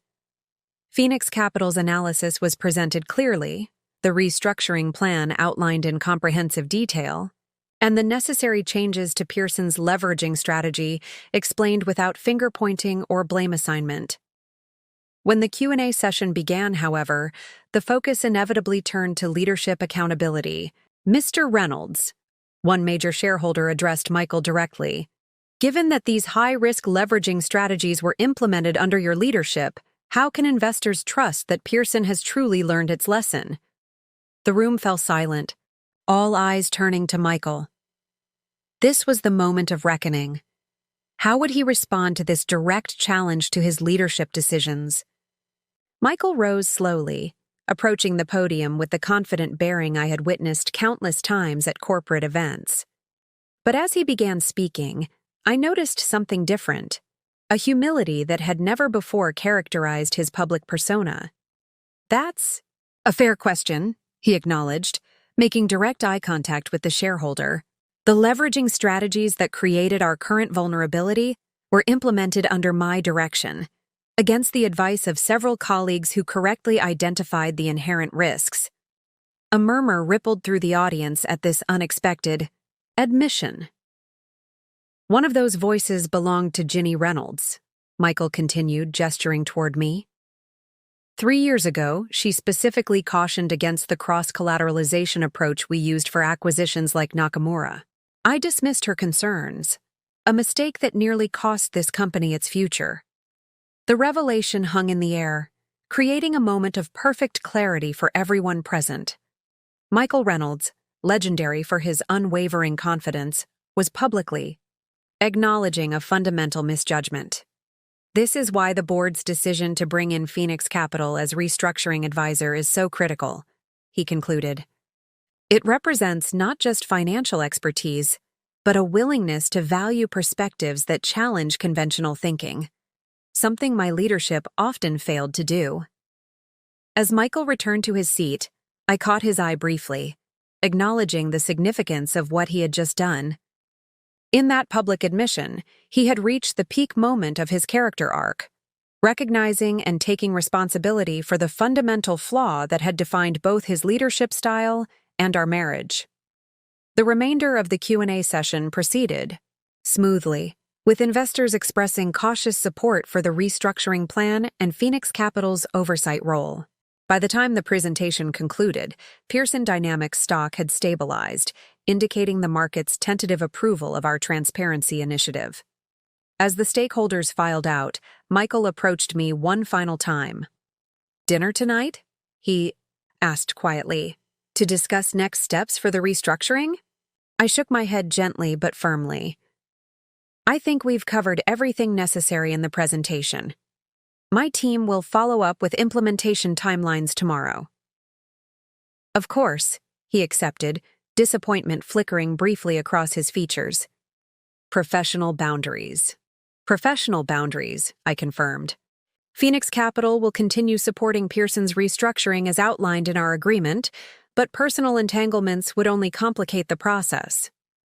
As I gathered my materials to leave, Michael asked one final question. "The Porsche, was it worth it? Using it to fund Phoenix Capital?" I paused, considering the unexpected query. "The Porsche was just a car, Michael. What it funded was infinitely more valuable, not just a business, but the recognition of what I'm capable of building." He nodded slowly, accepting this truth. "For what it's worth, I'd make the same trade now. The car for what you've created? No contest." As I walked away from Pearson headquarters that afternoon, I realized Michael had reached the zenith of his character development, acknowledging both his mistakes and my value with a clarity he had never shown during our marriage. It was, in many ways, the peak moment of our antagonist, recognizing too late the treasure he had failed to appreciate until it was irrevocably beyond his reach. The day after the stakeholder presentation, I arrived at Phoenix Capital's office to find an elaborate flower arrangement waiting on my desk. The card simply read, "Thank you for saving what I built while building something even better. M." I placed the flowers on the reception desk for everyone to enjoy. The gesture was thoughtful, but maintaining appropriate boundaries remained, essential for both Phoenix Capital's professional reputation and my own emotional clarity. Olivia arrived moments later, eyeing the flowers curiously. "From Michael?" I nodded, already focusing on the day's agenda. "A thank you for yesterday's presentation, nothing more. And the divorce proceedings? Any movement there?" "Actually, yes." I handed her the document I'd received from Marcus Blackwell the previous evening. "Michael has agreed to an uncontested settlement. Full financial disclosure, equitable asset division, and a clear acknowledgement of Phoenix Capital as my separate property." Olivia's eyebrows rose in surprise. "That's unexpectedly reasonable. No fighting over the Porsche proceeds?" "None. He's acknowledged it as a legitimate business investment, not a vindictive action." I couldn't keep a hint of amazement from my voice. "Marcus says it's the most straightforward, high-net-worth divorce he's handled in 20 years. People can surprise you," Olivia observed thoughtfully. "Even Michael Reynolds." Before I could respond, Jacob Harris from Lancaster Group arrived for our scheduled meeting. As Olivia excused herself, Jacob settled into the visitor's chair with his characteristic directness. "Impressive performance at the Pearson stakeholder presentation," he began. "You've accomplished what many thought impossible, saving the company while maintaining your own firm's independence and integrity. Thank you. It's been an interesting challenge. Which brings me to the purpose of my visit. Jacob leaned forward, his expression shifting to business mode. Lancaster Group would like to expand our relationship with Phoenix Capital beyond the current consulting agreement. We're prepared to offer a substantial investment to help you scale more rapidly. The offer was unexpected, but not entirely surprising. Phoenix Capital's success with Pearson's restructuring had generated significant industry attention. Still, I hesitated, wary of compromising our independence too quickly. What kind of investment are you proposing? $20 million for a 15% non-controlling stake, Jacob replied without hesitation. You maintain majority ownership and complete operational control. We provide capital, connections, and complementary resources. The figure momentarily stole my breath. $20 million was transformative funding, the difference between gradual, organic growth and immediate expansion into a full-service financial advisory powerhouse. That's substantial, I acknowledged. May I ask why Lancaster is interested in such a significant investment? Jacob smiled appreciatively at the direct question. 3 reasons. First, Phoenix Capital's female entrepreneur focus represents a market segment Lancaster has historically underserved. Second, your Pearson restructuring has demonstrated exceptional methodology that complements our own approach. And third, his expression grew more serious. We believe the financial industry needs more firms with your ethical clarity and innovative perspective. As Jacob outlined the proposed investment structure, I found myself reflecting on the extraordinary journey of the past month. What had begun as a simple act of rebellion, selling Michael's prized Porsche after yet another canceled anniversary, had catalyzed a complete transformation of my professional identity and, increasingly, the financial landscape itself. I'll need to review the terms with my team and legal counsel, I told Jacob as our meeting concluded. But I'm cautiously optimistic about the potential partnership. After he departed, I sat alone in my office, contemplating this latest development. $20 million. From the sale of a $180,000 car to a multi-million-dollar valuation in just over a month, the trajectory was almost too extraordinary to comprehend. My phone buzzed with a text from Crystal at Meridian Financial. Just heard about Lancaster's offer. Call me before you sign anything. We'd like to discuss alternatives. I smiled, recognizing the beginning of a bidding war for Phoenix Capital's partnership. How quickly things had changed since that lonely anniversary dinner just weeks ago. Later that afternoon, Gracie, still Michael's executive assistant at Pearson Dynamics, called with unexpected information. Ginny, I thought you should know. Michael has decided to leave the company entirely once the restructuring is complete. He's declined the board's offer of a chairman emeritus position. The news was surprising. I had assumed Michael would maintain some connection to the company he had founded, even if not in an executive capacity. Did he say why? I asked, curious despite myself.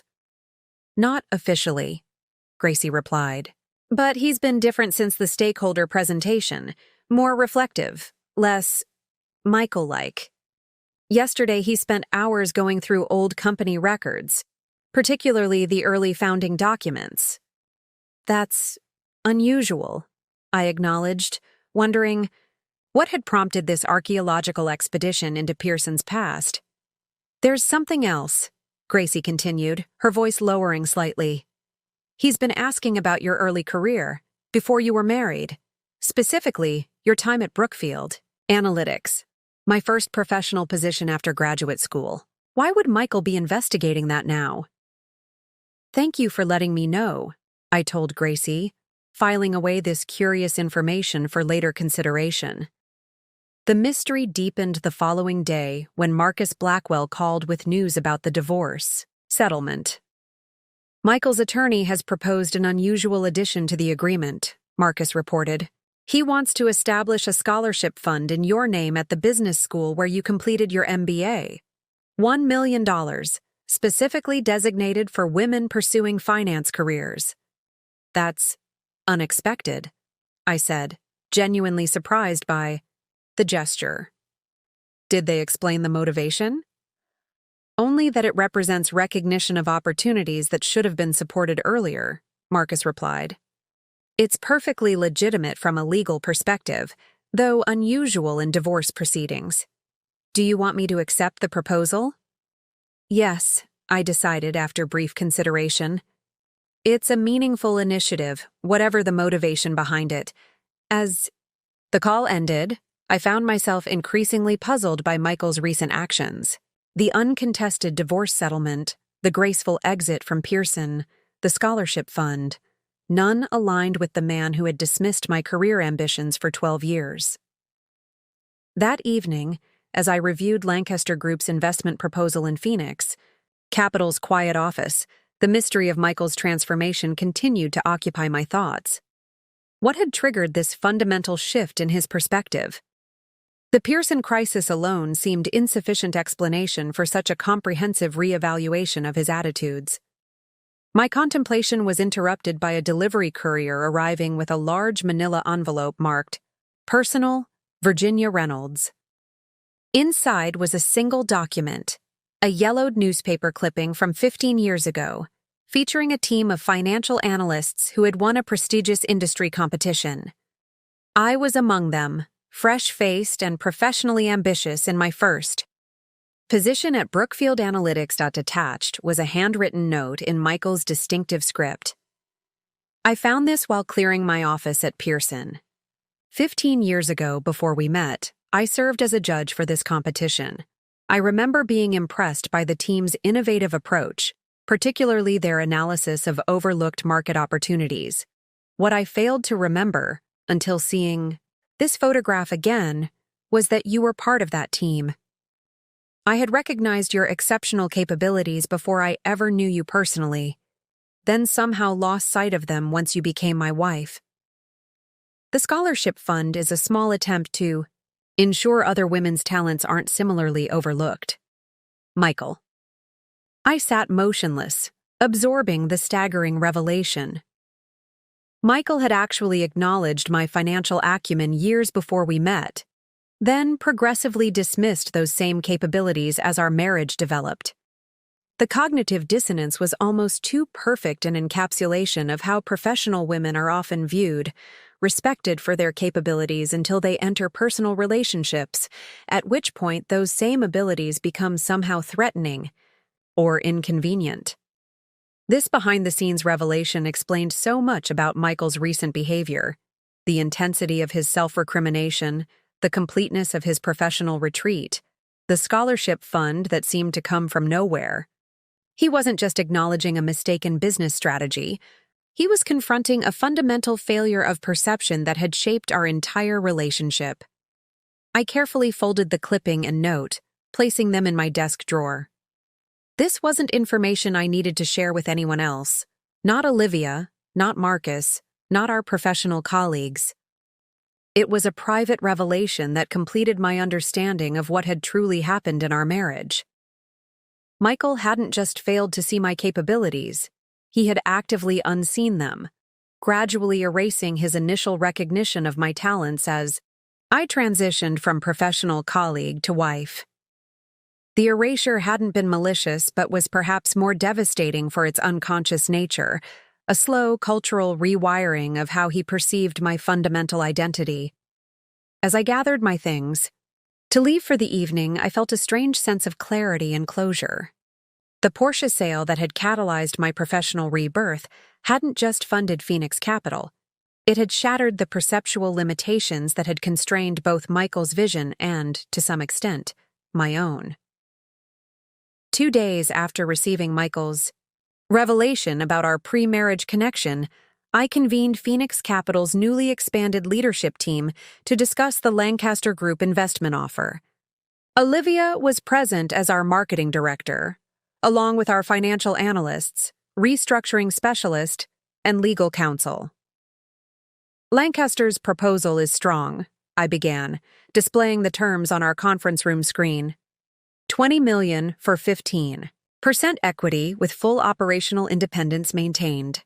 However, we've also received preliminary interest from Meridian Financial and 2 other institutions since news of the offer leaked.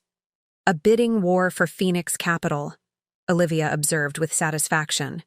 Quite a change from 30 days ago, when you were selling a car to fund basic operations. The team chuckled appreciatively, the extraordinary trajectory of our firm's growth not lost on anyone present. Before we evaluate these offers, I continued, I want to clarify our long-term vision. Phoenix Capital was founded to address a specific market failure, the systematic undervaluation of women entrepreneurs and their businesses. Any investment partnership must strengthen that mission, not dilute it. The discussion that followed was thoughtful and strategic, weighing financial considerations against mission alignment. By the time we concluded 3 hours later, a clear consensus had emerged. Lancaster Group's offer provided the best combination of resources and cultural compatibility, though we would negotiate for improved terms given the competing interest. The team filed out. Olivia remained behind, studying me with curious assessment. You seem different today, more settled somehow. I considered sharing Michael's note about the competition 15 years ago, but decided against it. Some revelations belong to private understanding rather than public narrative. I think I've finally reached clarity about the journey that brought us here, I said instead. Phoenix Capital isn't just my response to a canceled anniversary. It's something I've been building toward my entire professional life, even when I didn't recognize it. Later that afternoon, Crystal Watson from Meridian Financial arrived for our scheduled meeting about their potential counter-offre to Lancaster's investment proposal. Before we discuss terms, she began once pleasantries were exchanged, I want to share something you should know about Lancaster's interest in Phoenix Capital. I nodded, curious about this unexpected opening. I'm listening. Their acquisition of Nakamura Technologies, the deal that triggered Pearson's crisis, wasn't coincidental, Crystal explained. Lancaster had been monitoring Michael's leveraging strategy for months, deliberately calculating its vulnerabilities. They outbid Pearson specifically to trigger the liquidity crisis that forced him to step down. The revelation was startling, but not entirely surprising. The financial world operated through strategic maneuvers and carefully calculated power plays. What was unexpected was the connection to Phoenix Capital, and their investment offer to us? Part of the same long-term strategy, Crystal confirmed. They recognized your capabilities early, possibly before you even launched Phoenix Capital. Jacob Harris had been tracking your involvement in Michael's business decisions for years, noting how often your social connections yielded profitable client relationships for Pearson. I sat back, absorbing this additional layer of complexity. You're suggesting Lancaster orchestrated this entire situation? The Nakamura deal? Pearson's crisis? Even the timing of their investment offer to Phoenix Capital? Not the entire situation, Crystal clarified. They couldn't have predicted you'd sell Michael's Porsche to fund your firm, or that you'd establish Phoenix Capital with such remarkable speed and effectiveness. But once those elements were in place, they recognized an opportunity to simultaneously weaken Pearson and acquire a stake in a promising new venture led by someone whose capabilities they already respected. The strategic chess game was more intricate than I'd realized. Lancaster Group hadn't just recognized Phoenix Capital's value after the fact. They had identified my potential long before I had fully claimed it myself. Why tell me this? I asked. Crystal directly. Presumably Meridian has its own strategic interests in countering Lancaster's offer. She smiled appreciatively at my directness. Of course we do, but partnerships should be based on informed decisions. Lancaster sees Phoenix Capital as a valuable chess piece in their larger competitive strategy. Meridian sees you as a transformative force in the financial landscape, one we'd prefer to ally with rather than oppose. As Crystal outlined Meridian's counterproposal, $18 million for 12% equity, plus dedicated resources for women entrepreneur initiatives, I found myself reassessing not just the competing offers, but the entire landscape of alliances, forming around Phoenix Capital, Lancaster, Meridian, even Michael in his own complicated way. All had recognized capabilities in me that had previously been overlooked or dismissed. The question now was which alliance would best serve Phoenix Capital's mission and my own professional vision. After Crystal departed, I received an unexpected call from Troy Bennett, Lancaster's head of acquisitions, requesting an urgent meeting. Curious about this development so soon after Crystal's revelations, I agreed to see him that evening. Troy arrived looking uncharacteristically hesitant for an executive known for his aggressive acquisition strategies. I assume Crystal Watson has shared her interpretation of Lancaster's interest in Phoenix Capital, he began without preamble. She has, I acknowledged, including the suggestion that the Nakamura acquisition was deliberately designed to destabilize Pearson Dynamics. Troy nodded, accepting this disclosure. What she likely didn't share is that I oppose that strategy, precisely because it involved collateral damage to uninvolved parties, Pearson's employees, clients, and yes, even you, though none of us, anticipated your emergence as Phoenix Capital's founder. His candor was surprising, particularly given his position at Lancaster. Why tell me this now? Because alliance decisions should be based on complete information, Troy replied, echoing Crystal's earlier sentiment with uncanny similarity. Yes, Lancaster orchestrated the Nakamura situation to weaken a competitor. Yes, our investment offer to Phoenix Capital serves strategic purposes beyond simple financial returns. But that doesn't invalidate the genuine respect our firm has for what you're building.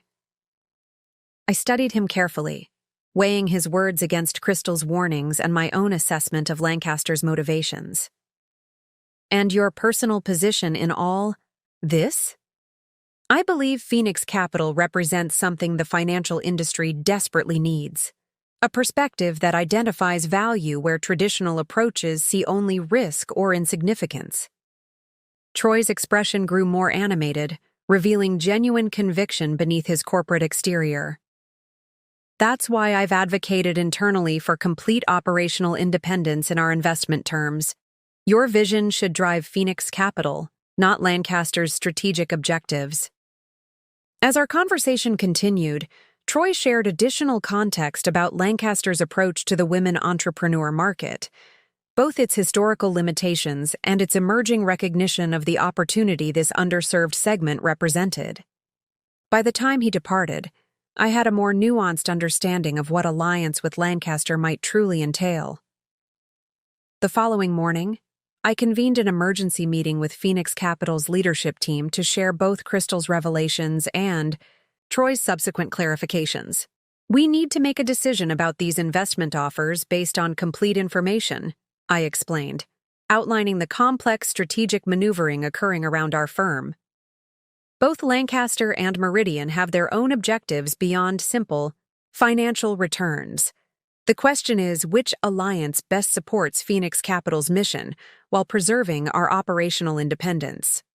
The discussion that followed was vigorous, with team members presenting compelling arguments for both potential partnerships. By midday, however, we had reached a surprising consensus, one that diverged from our previous inclination toward Lancaster's offer. We should decline both investments in their current form, our lead financial analyst proposed. Phoenix Capital's rapid success with Pearson's restructuring has demonstrated our value proposition more effectively than any theoretical business plan. We're now in a position to negotiate more favorable terms or potentially pursue alternative funding structures altogether. The suggestion resonated with everyone present, including me. What had begun as a desperate measure, selling Michael's Porsche to fund essential startup operations, had evolved into a position of genuine strategic strength. Phoenix Capital no longer needed to accept the first viable investment offer. We could shape our own destiny based on carefully considered alliances. That afternoon, I called both Jacob Harris at Lancaster and Crystal Watson at Meridian to inform them of our decision to pause investment discussions pending further internal assessment. Both expressed disappointment but also increased interest, our selectivity only enhancing Phoenix Capital's perceived value. The landscape has shifted, I explained to Olivia as we debriefed after these calls. Phoenix Capital isn't just reacting to external circumstances anymore. We're proactively determining our own direction and choosing our own alliances. From selling a car out of desperation to declining $20 million in investment because the terms aren't quite right, Olivia marveled. If you'd told me this would be our reality a month ago, I wouldn't have believed it. The true confirmation of Phoenix Capital's transformed position came the following day, when I received calls from 3 additional financial institutions expressing interest in potential partnership arrangements. Word of our declined offers had spread throughout the industry, creating a perception of Phoenix Capital as a highly selective, values-driven firm with transformative potential.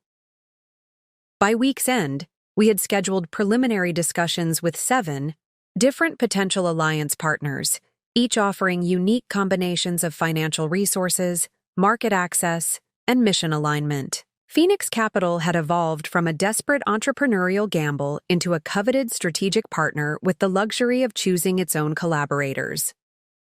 As I reviewed the various partnership proposals that weekend, I couldn't help reflecting on the extraordinary chain of events triggered by Michael's canceled anniversary dinner. The Porsche sale that had initially seemed like emotional rebellion had catalyzed a sequence of professional transformations that now positioned Phoenix Capital at the center of a reconfiguring financial landscape. The most significant alliance confirmation, however, came from an unexpected source.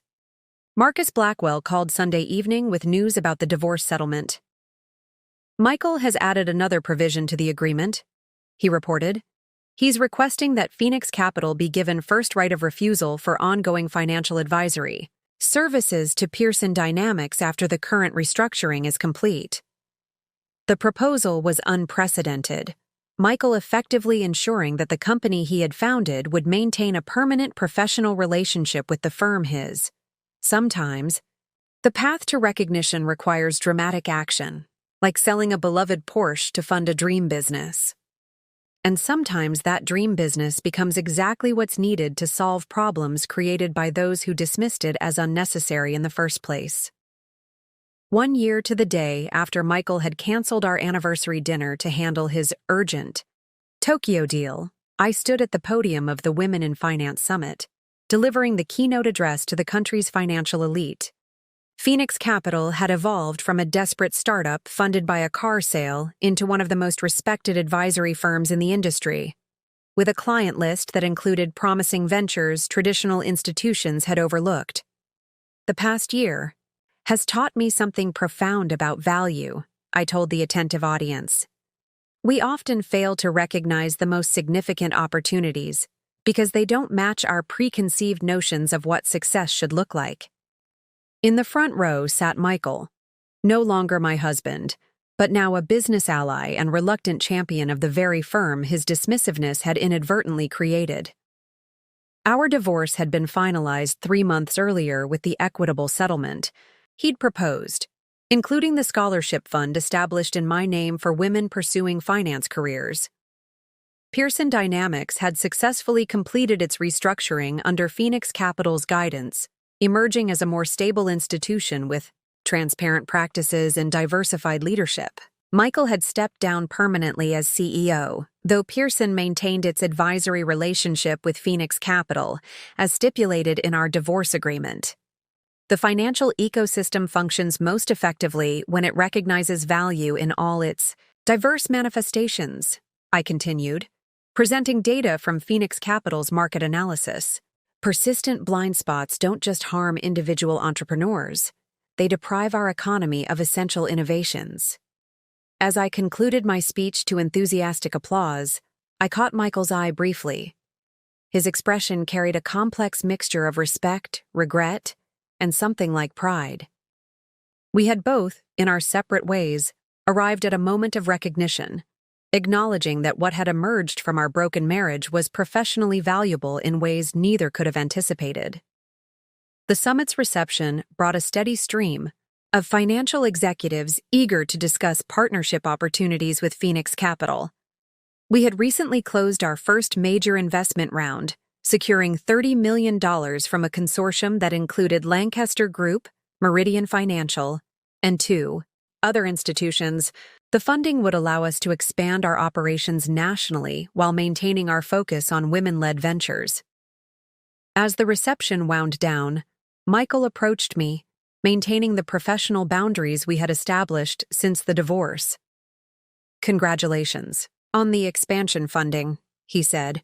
"Phoenix Capital has accomplished more in 1 year than most advisory firms achieve in 5.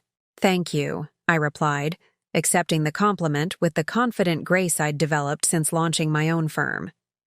"We've identified a significant market opportunity that traditional evaluation methods have consistently overlooked. You certainly have." He hesitated before adding, "The Porsche, by the way. Troy mentioned the buyer is bringing it to the classic car show next month.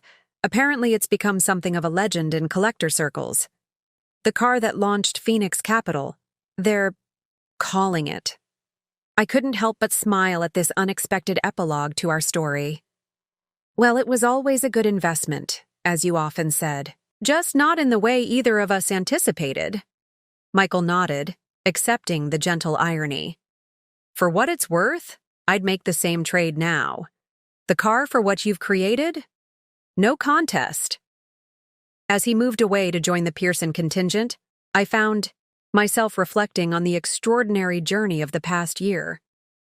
What had begun as an act of rebellion, selling Michael's prized Porsche after yet another canceled anniversary, had catalyzed a complete transformation of my professional identity, and, increasingly, the financial landscape itself. The Phoenix Fund, our newly established investment vehicle focused exclusively on women-led ventures, had already directed over $50 million to entrepreneurs who might otherwise have remained underfunded. These businesses were addressing market needs that traditional companies had ignored or underserved, creating both economic value and social impact.